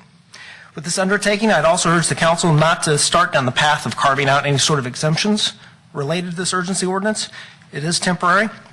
Exemptions may result in the continuation of some of the issues that we've seen regarding the specific entitlement grants that could end up being in conflict with the outcome of the analysis. And so while applicants may have to wait just a little bit longer for a specific outcome, it's important that the city reach a thoughtful conclusion with the larger issue at hand. At the same time, consideration should be given to existing applicants.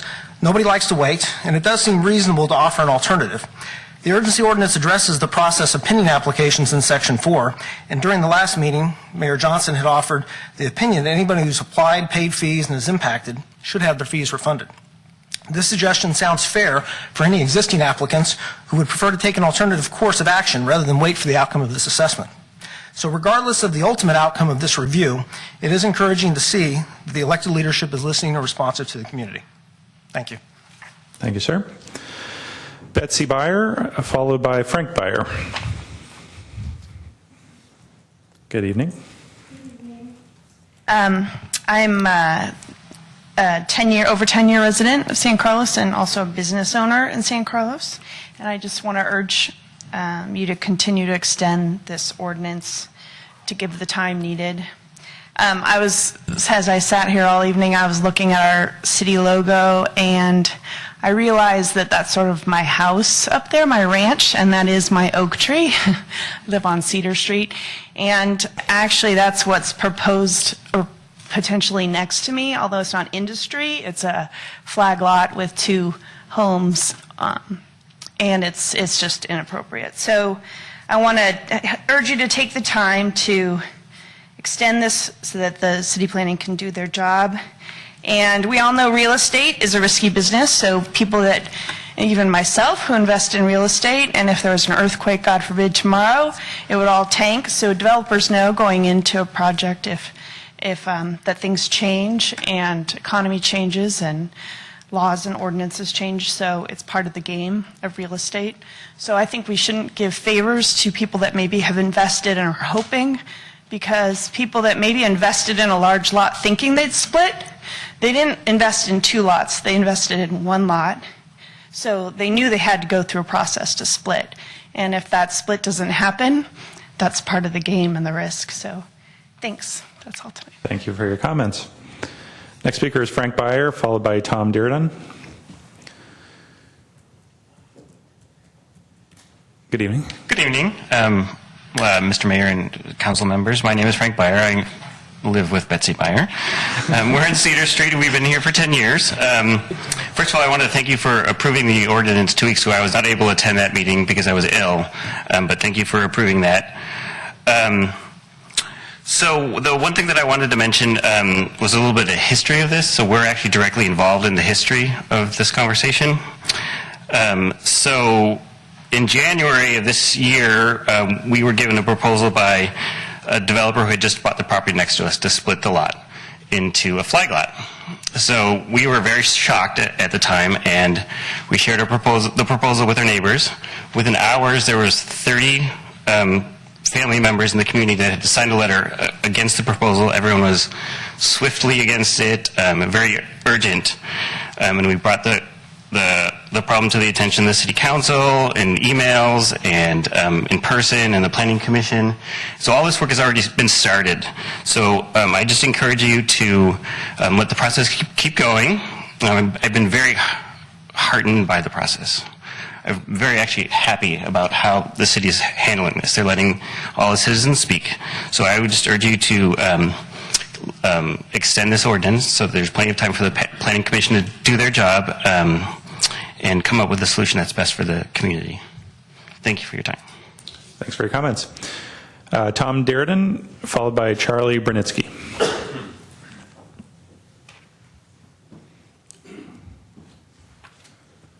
Good evening. Another fun-filled evening.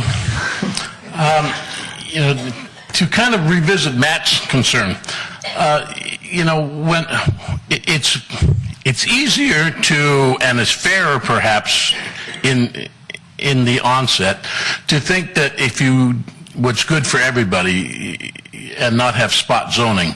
But, the original construction of this city was spot zoning, whether it was by happenstance or by design.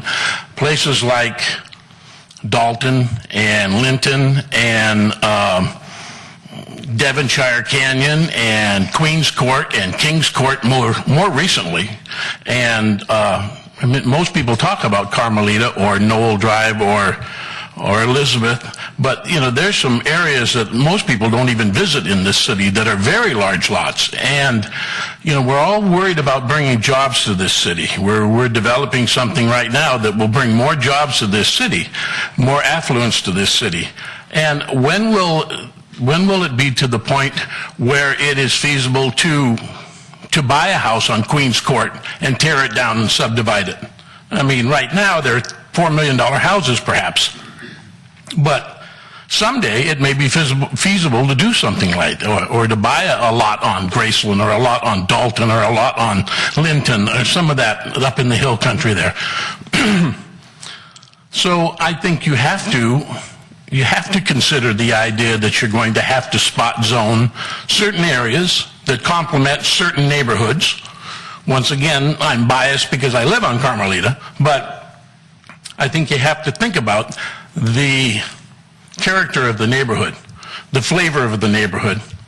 And if you're talking about subdividing a lot in the White Oaks, where every lot in the White Oaks is a 50-foot lot, some 40-foot lots, then it's not so terribly out of character.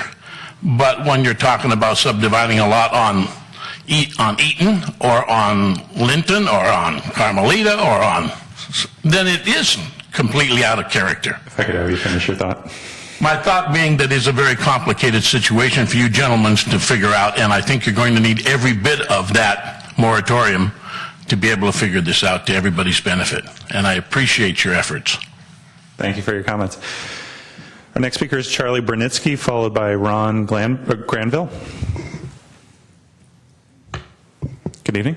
Good evening, Mr. Mayor, members of the City Council. I'm Charlie Brunitsky, and I'm here to represent the developer. The developer is actually Rod Lacasia, who is a 35-year resident of San Carlos. And he's brought me in to sort of help through the process of navigating the political waters, seeing if there's ways to reach out to the community, to reach out to the council and the staff, and find compromise.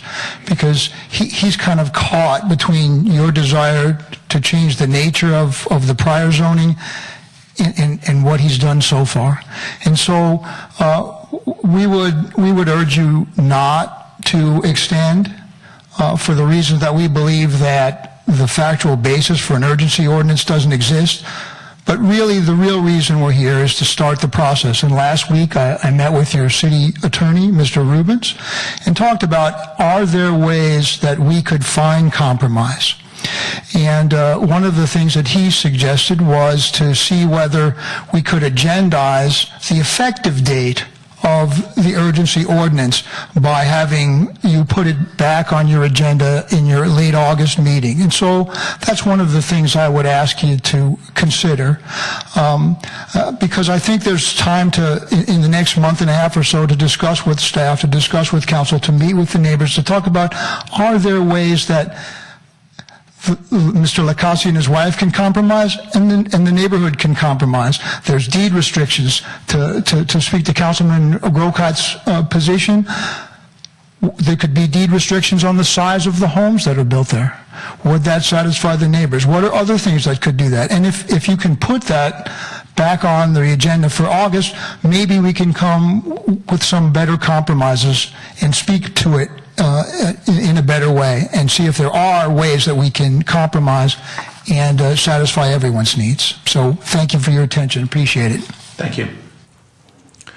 Our next speaker is Ron Granville, followed by Patricia Friedenbach. Good evening. Good evening, Mayor and council members. Thank you for the opportunity to talk again this evening. Since people have been commenting on how long they've lived in San Carlos, without being specific, I'll say I've lived here over 60 years. Reserve exactly how many years, over 60 years. I'm here tonight to encourage you to extend the ordinance in keeping with staff's request. It gives time for full consideration of a complex and serious issue, and it prevents irreparable damage to our neighborhoods and for the adjoining home values for those people that are impacted. I know time's always limited. You've been very polite listening to a lot of us talk at the other meetings, and tonight there are a number of people, a number of citizens here I know that want to urge you to do the same thing, and perhaps rather than have all of them come up and talk, some of them might want to just stand now and indicate your support. Okay. I didn't know all of them, but I knew some of them. Thank you. So with that, I really just urge you to pass the recommendation of staff, allow the time, whatever time is necessary, to consider this and work out what's really in the best interest of the community. Thank you. Thank you for your comments. Our next speaker is Patricia Friedenbach, followed by Jennifer Munoz. Good evening. Hi, I live on Pine Avenue in San Carlos off of Carmelita, and a few years ago I split my lot and a beautiful house was built, and it fits into the neighborhood quite nicely. And I know there was a lot of resistance from the neighbors at first, but then they saw the house, how it fit on the street, and it looks quite nicely. I was just talking about split lots, and that's it. Thanks. Okay, thank you for your comments. The last speaker card that I have is Jennifer Munoz. Good evening. Good evening. I'm going to cut down what I'm going to say because you've heard a lot of this already and I don't want to be redundant, but I am a long-time resident of San Carlos and I carry a sense of pride for owning my modest home here. Building larger homes and subdividing lots has potential to change the cherished small-town neighborhood feel. I'm concerned about the rapid increase in density and the changing community character, and I want to make sure that any future changes are managed in a thoughtful manner and in order to preserve the long-standing fabric of our neighborhoods.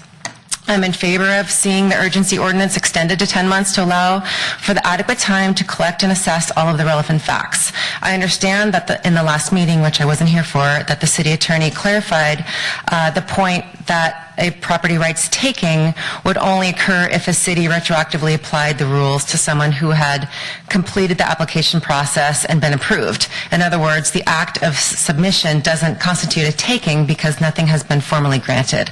As a result, I am strongly in favor of the urgency ordinance applying to a handful of applications that have been submitted but not yet approved. Thank you. Thank you. I have no other speaker cards. Is there anyone wishing to speak on public comment? Please come forward. You can hand that to me. Good evening. If you could just introduce yourself. My name is Mindy Trimmer. I'm a 12-year resident of San Carlos, and I did send an email to the council members after the last meeting and thanking you for approving the urgency ordinance. I didn't plan to speak this evening since I sent the email, but I want to address Mr. Grocot's comments on if so many lots in the San Carlos White Oaks area are already 5,000 square feet. Why does it matter if you take some of the larger lots and split them? I live on Cedar, and 2 houses down, there's a developer who bought the property at 1348 who wishes to subdivide. In the area already, there are very small lots, and I can hear my neighbors, hairdryer in the morning. I can hear the water fountain in the backyard. I have 2 houses that back up against me, and these are all single-family homes that are all single floor. They're not 2-story homes. And we live in an area where it's very beautiful and they're all different kinds of houses, but the larger lots give us space. They give us space for our neighbors, a space where you can ride your bike with your kids and not be going up and down all of the driveways.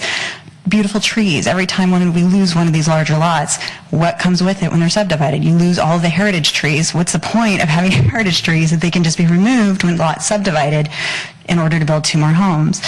The lots are just needed for space. We only have 2% in San Carlos dedicated to our parks and recs and open space in our whole city. So our neighborhoods are the last place where kids ride bikes, they walk, you see dog walkers, joggers. If you go in those neighborhoods, you see people out all the time. So those large lots really are very crucial to our neighborhoods and the feel of our neighborhoods. So I have next to 3, I don't have a 10,000 square foot lot, but I live next to 3 of them in a row. If we lose that first one, what happens when the neighbor next to them decides to subdivide, or the neighbor next to them decides to subdivide? That's 3 houses to 6. So that's kind of what we're talking about. Even though there are these small lots already, we need to preserve some of the larger ones as well. I'm not against development. I'm not against growth. Just smart growth. Let's just do what's good for the neighborhoods and give us some of the space to keep it. Because the housing crunch is going to be addressed by all the condos, a transit village, everything going downtown. A couple houses here and there may not seem like a big deal to the council, but to the people who live in those neighborhoods, it really is. Thank you for your time. I please urge you to approve this extension. Thank you for your comments. Is there anyone else wishing to speak on public comment? Seeing none, I will entertain a motion to close the public hearing. I'll move to close the public hearing. Second. I have a motion and a second. Crystal, please call the roll. Councilmember Collins? Yes. Councilmember Grocott? Yes. Councilmember Obert? Yes. And Mayor Johnson? Yes. So, Mark, I see your light is on. Did you want to ask a question or you want to make a motion? I was actually going to make a motion, Mr. Mayor, so if somebody has a question, they Is should there obviously go any first. final questions for staff? If not, Mark, go right ahead.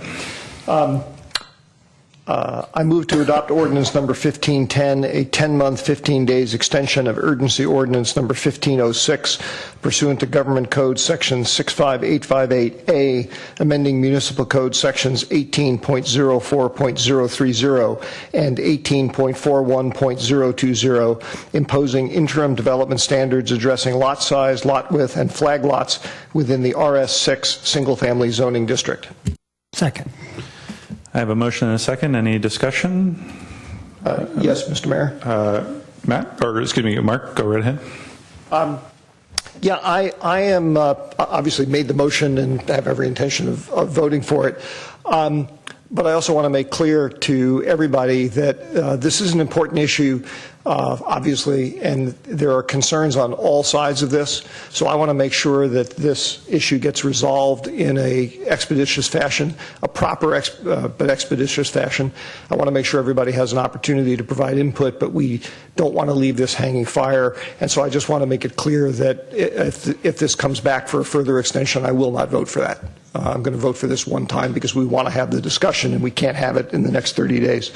The other comment I wanted to make, this is a complex issue, and I think it was Betsy Beyer who made a comment that triggered something for me. And again, I offer this just to ask people to remember that there are multiple sides to this thing. You talked about how, I don't remember your exact words, but it was there are risks in real estate development, and that developers understand that, and they should accept that. And I agree with that. The point I want to make is we actually all, as homeowners, accept risks also. And one of the risks we accept, because we do not own the properties around us, we don't actually control what gets built there. And I can assure the folks in the audience that as a council member, I have been contacted by people over the years that object to colors that their neighbors have painted their houses, to how they handle their garbage cans and where they locate them, and they'd like to see all sorts of rules on that. So I just ask everybody to remember that we all bear risks, and that what the council is really involved in is balancing the risks faced by various parties. So I appreciate you making that comment because it helped clarify that for me.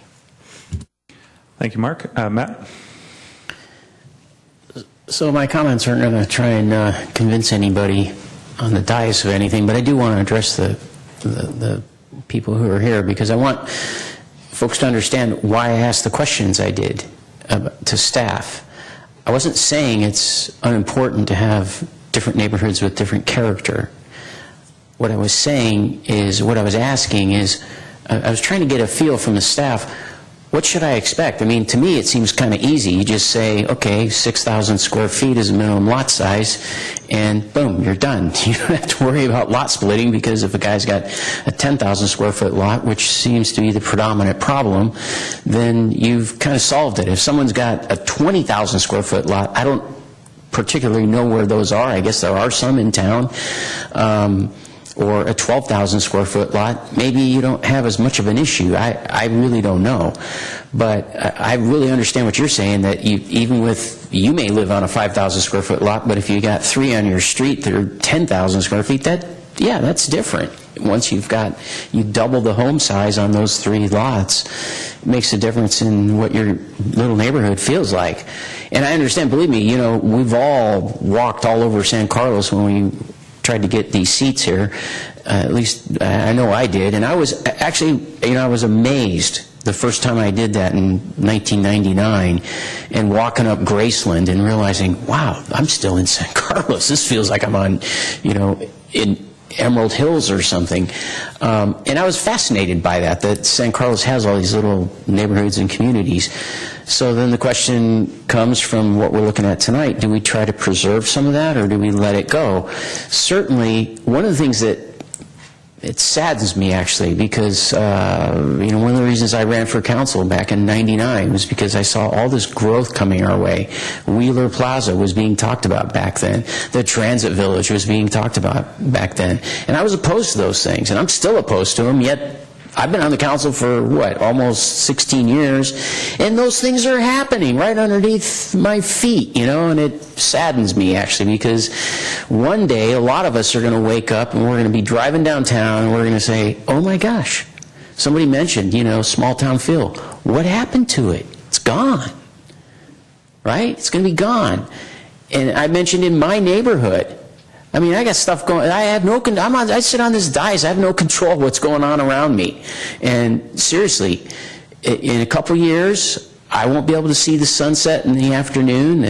Right now, it comes all the way through my house, from the living room window into my master bedroom. It's beautiful. It's going to be gone.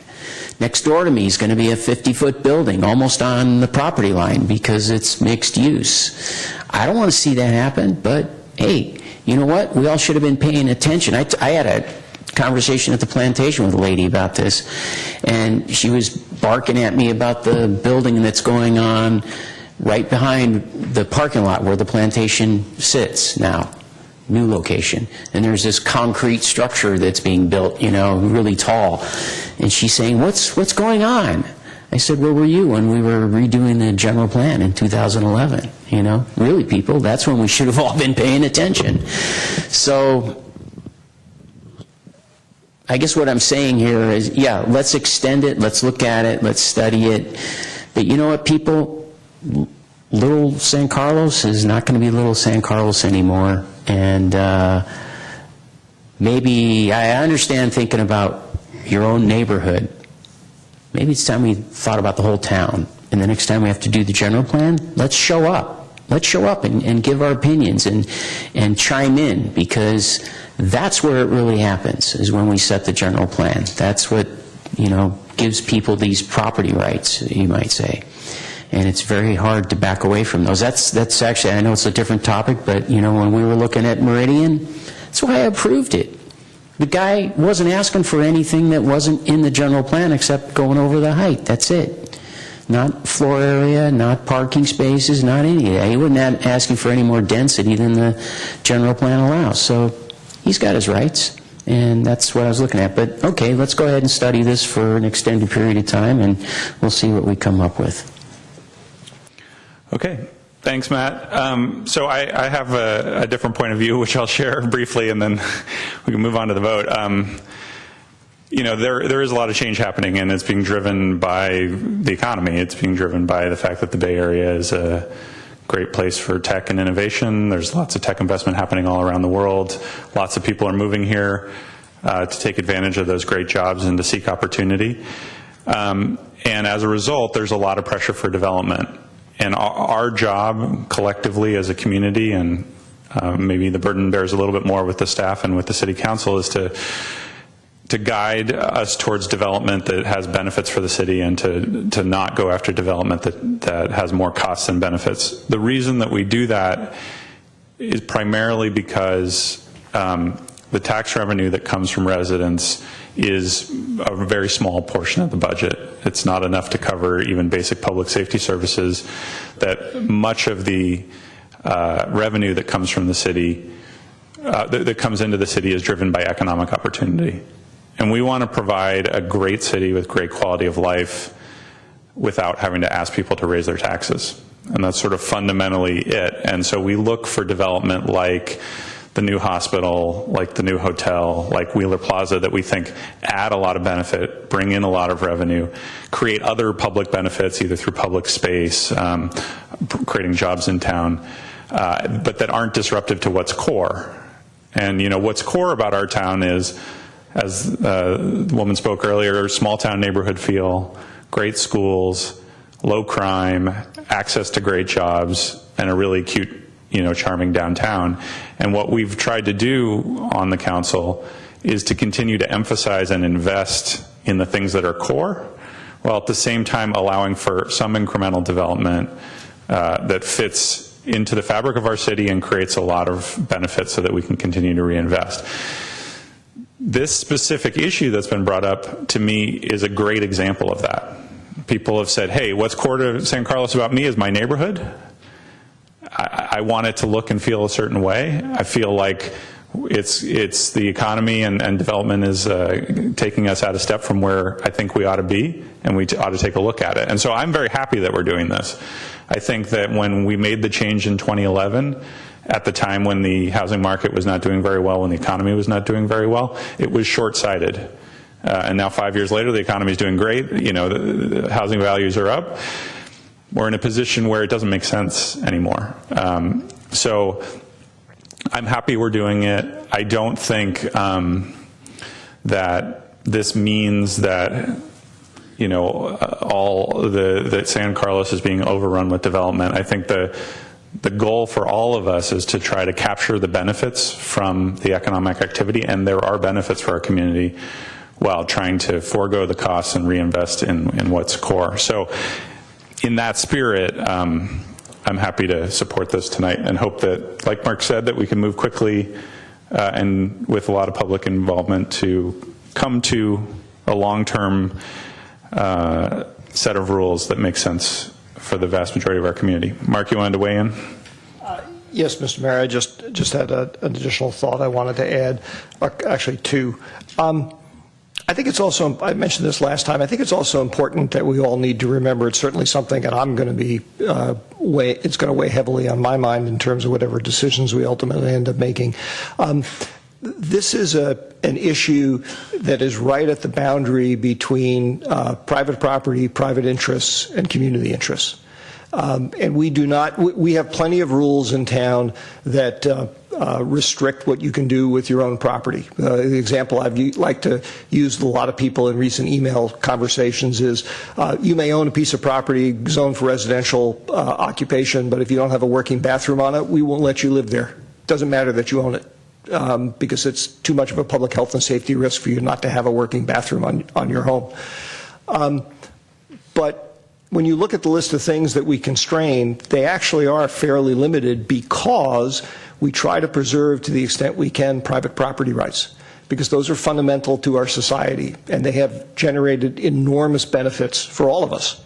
That's part of the reason we can afford to live here. So that's something I again ask everybody to keep in mind and remember as we go forward here. I too am glad that we're doing this. It's good to have these discussions periodically. I think if we approach this from the point of view of everybody keeping an open mind and being flexible and realizing we're trying to be a community and not just a collection of atomic individuals, we'll come up with something that probably won't please everybody, but hopefully will give everybody something. All right, thanks, Mark. Ron? I'm going to make the shortest comments yet. I just want to thank everybody for coming. Thank you for your emails. I apologize if I don't respond to all of them. We do get a lot. I look forward to the process. Thanks, Ron. I don't see any more comments, so Crystal, will you please call the roll? Councilmember Collins? Yes. Councilmember Grocott? Yes. Councilmember Obert? Yes. And Mayor Johnson? Yes. All right, why don't we take a couple-minute recess and reconvene, let's say, at 9:45.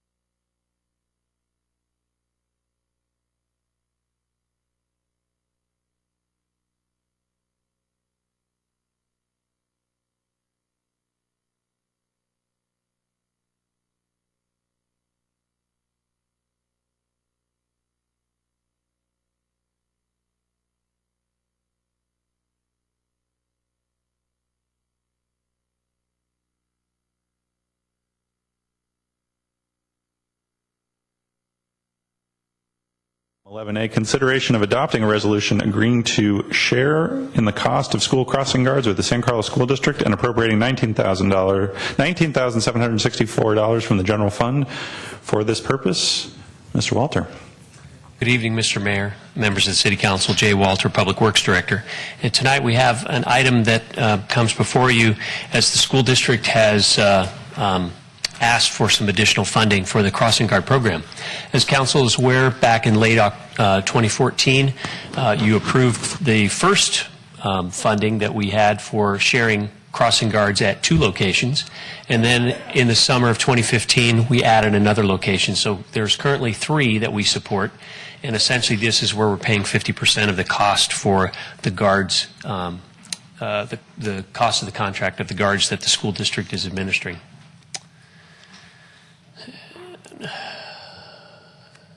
And again, this has been a program that's been very well received, and the school district has now talked about expanding the program. There are 4 additional locations that they want to add for a total of 7, and 2 of those are city street intersections. So we have made our recommendation tonight so that the council would be approving funding to share in the cost of those 2 additional locations. There is another aspect of the funding arrangement, however, is the school district's contract rate has increased from $16.75 per hour to $20.98 per hour. So that does increase the cost of the original 3 locations that were part of the program. So as it relates, the table that shows the total cost of the crossing guards at each location and what the city's share is. And based on the fact that we currently have allocated $18,090 for the program, we need to allocate an additional $19,674 to reach the city share of the 5 locations that we would be splitting the cost. And on a map, they're shown here, and essentially they are in the area around Central Middle School, where we have one at Woodland and Arroyo, Cedar and Arroyo, and Britton and Cedar. And then across town over at the location where the Tierra Linda Middle School is, and we'll have one at San Carlos Avenue and Club, and up at Wellington and Dartmouth at city street intersections. And there's 2 locations that I've noted in green, which are the ones on the school campuses. That would be my presentation. Any questions the council may have, be happy to answer them. Thank you, Jay. Questions for Jay? Seeing none, I will entertain a motion. Mr. Well, Mayor? let me ask, is there anyone wishing to speak on public comment on this item? Okay. Mr. Mayor, I move to adopt Resolution 2016-79, a resolution of the City Council of the City of San Carlos agreeing to share in the cost of school crossing guards with the San Carlos School District and appropriating $19,764 from the general fund for this purpose. Second. I have a motion and a second. Any discussion? Just a quick question of staff, kind of just almost a logistical question. Is there a requirement in law that we actually specify the amount of money out to the dollar? Okay, just curious. Any other discussion or questions? Hearing none, Crystal, please call the roll. Councilmember Collins? Yes. Councilmember Grocott? Yes. Councilmember Overt? Yes. Mayor Johnson? Yes. Okay, we'll move on to item 11B, consideration of adopting a resolution approving the revised City of San Carlos grant program and policy for community nonprofits and establishing a council grant program subcommittee to recommend award of grant funds to eligible grant applicants. Ms. Peterson. Good evening, Council. Very cool PowerPoint template. Thank you. Try to be unique. My name is Tara Peterson, the Assistant City Manager, and before you this evening is a very short presentation on the grant program and policy for community nonprofits. So in an effort to promote local community nonprofits and serve San Carlos, the City Council has set aside funds as part of its budget each 2 years to support these efforts. For the 2016-2018 budget cycle, the council has allocated $40,000 per year for this purpose.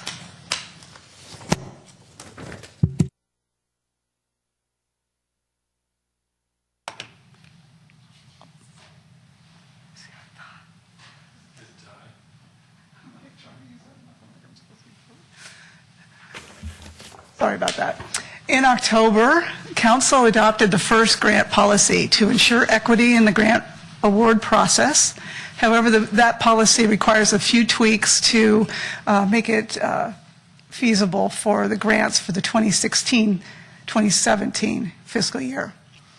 Included in the newly proposed grant program and policy are changes to the grant application and the application review process, and the establishment of a council subcommittee to conduct the review and to recommend grant award recipients and amounts. Staff recommends that council review the draft program policy and application and either approve them as drafted or provide changes. Staff also recommends that council establish a grant program subcommittee and appoint 2 members of the council to review the applications, receive presentations from applicants if desired, and then recommend to the City Council the recipients of the grants and the amounts to be awarded. And with that, I have time for questions and comments. Thanks, Tara. Questions for Tara? Mark? Thank you, Mr. Mayor. Actually, good presentation. It was not so much a question as just a comment that I wanted to mention. I would personally be interested in serving on the subcommittee if that was of interest to my colleagues. Great. Do you need volunteers tonight, Mr. City Manager, or are you? Yeah, I think we'd love to get volunteers, or sadly you're missing a colleague, and there's a long tradition now on the city. No, I'm just kidding, Bob. Wherever you are. No, that's a great idea. Is there anyone else? Couldn't agree more. Anyone else feel passionately about joining the? Bob, it'd be perfect. Okay. Sounds good. So we have Bob and Mark. All right. Any other questions? Is there any public wishing to speak on this item? All right. If not, I'll entertain a motion. Mr. Mayor, I move to adopt Resolution 2016-80. I figured that. A resolution of the City Council of the City of San Carlos approving the revised City of San Carlos grant program and policy for community nonprofits and establishing a council grant program subcommittee consisting of initially Mark Olbert and Bob Grisilli to recommend award of grant funds to eligible grant applicants. Second. I have a motion and a second. Any discussion? Hearing none. Crystal, please call the roll. Councilmember Collins? Yes. Councilmember Grocott? Yes. Councilmember Obert? Yes. And Mayor Johnson? Yes. Okay, now we'll move on to item 11C, consideration of introducing an ordinance amending the prohibited times and locations of the San Carlos to create a no parking zone along the east side of El Camino Real between Cherry Street and Arroyo Avenue. Mr. Walter. Good evening again, Mr. Mayor, members of City Council. Jay Walter, Public Works Director. Tonight's item, as it relates to the continuing development of the Transit Center project that is being done by Samtrans, which is going to involve changing the essentially the parking area and the multimodal aspects of the existing train station and parking lot that's there. What this does, and I have a couple of other slides to illustrate this, but essentially what we're doing is with this project, it will develop wider sidewalks and landscaping south of the existing train station along the east side of El Camino Real. This is consistent with streetscape designs that we've seen for the Grand Boulevard Initiative and what was essentially put forward for the San Carlos piece, although we never did get the funding for it. And this has been part of the discussions of the Transit Village and the Transit Center project since they were first contemplated, that there would be the wider sidewalks, bus stop locations, and the landscaping that would complement the area that's kind of north of this location now. And so again, just as an illustration, this is sort of a rendering from the project itself, and as Council can see, this is the new intersection location at Cherry Street where a traffic signal will have the new entrance to the transit center. And you can see that there's a bus stop location that's built in here, and then a right turn lane, and then wider sidewalks that continue on down south through to Arroyo. And so what's required is to introduce an ordinance for this to work to prohibit parking on the east side of El Camino between essentially Cherry Street and Arroyo Avenue. The current ordinance has parking restricted on the east side of El Camino from Holly Street to Cherry, and this will pick that restriction up and carry it down to the end at Arroyo, where the existing underpass is for the that plaza that we've recently built, and another bus stop for Samtrans. And so for tonight, the council would introduce the proposed ordinance and then adopt the ordinance at the second meeting in August when you come back, and it would go into effect after 30 days. And then the parking would be eliminated only when construction starts to widen the sidewalk area.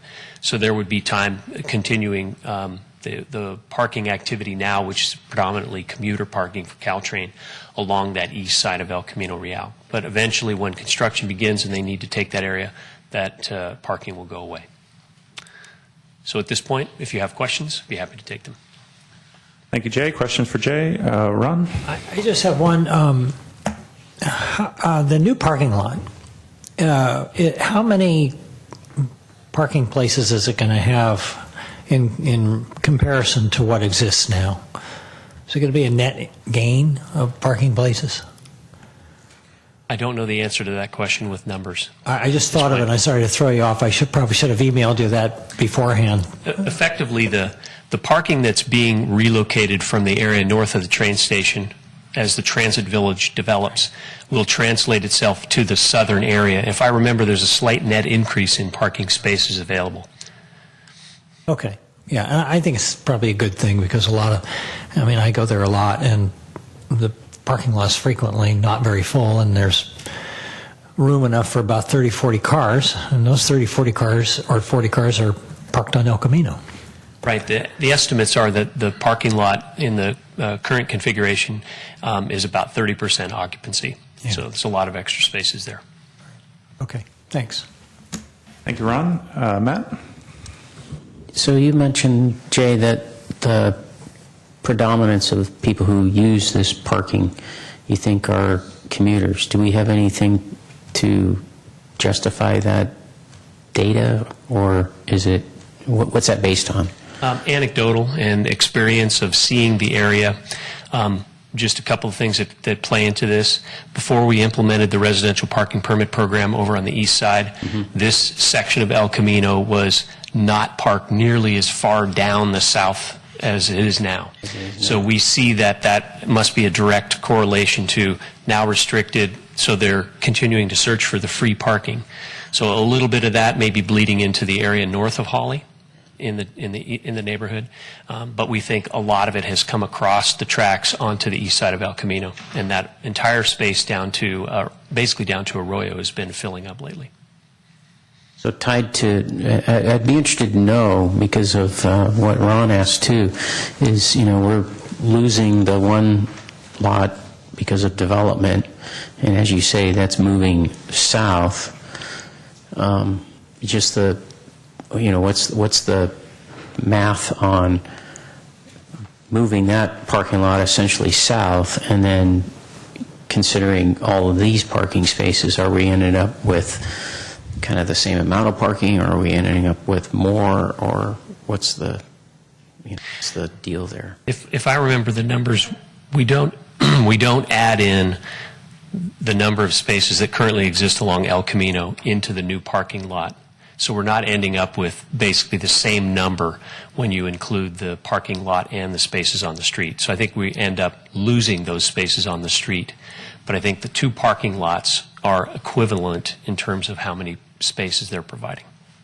Okay. I guess that's something we'll have to deal with at the time, because we're losing parking spaces, and those people are going to want to go somewhere. That's correct. So.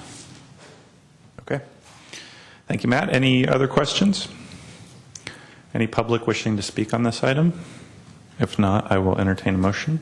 Mr. Mayor, I move to introduce ordinance number 1511. 1511? Yes. An ordinance of the City Council of the City of San Carlos amending Chapter 10.32.170, Parking, Prohibited Times and Locations of the San Carlos Municipal Code to create a no parking zone along the east side of El Camino Real between Cherry Street and Arroyo Avenue. Second. I have a motion and a second. Any discussion? Hearing none, Crystal, will you please call the roll? Councilmember Collins? Yes. Councilmember Grocott? Yes. Councilmember Obert? Yes. Mayor Johnson? Yes. And now we'll move on to item 11D, consideration of adopting a resolution adopting a memorandum of understanding between the City of San Carlos and the Local 829 American Federation of State, County, and Municipal Employees for the period of July 16th, 2016 through June 30th, 2018. Ms. Mendenhall. Good evening, Rebecca Mendenhall, Administrative Services Director. Before you tonight is a memorandum of understanding tentatively agreed to by the AFSCME unit for the period of July 11th, 2016 through June 30th, 2018.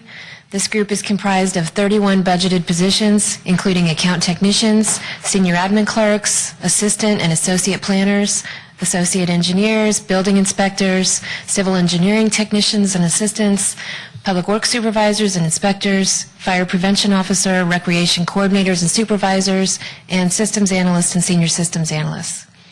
The resolution before you includes a 3% increase in base salary for all members of the unit in both years of the contract.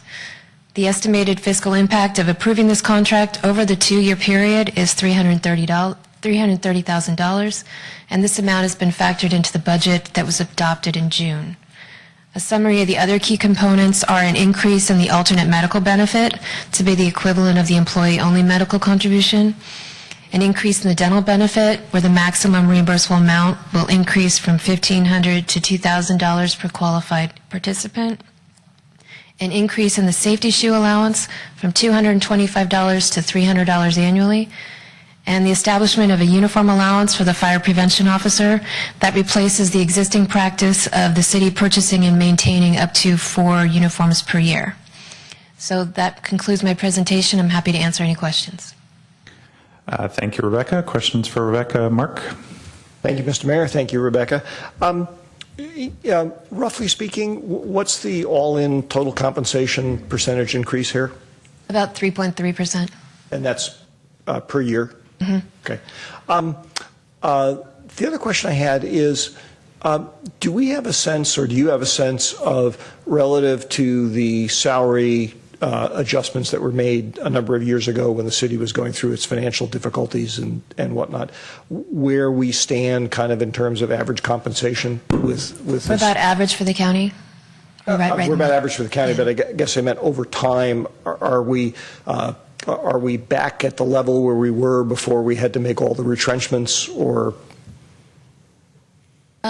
This puts us pretty much back where we were, yes. Pretty much back where we were, okay.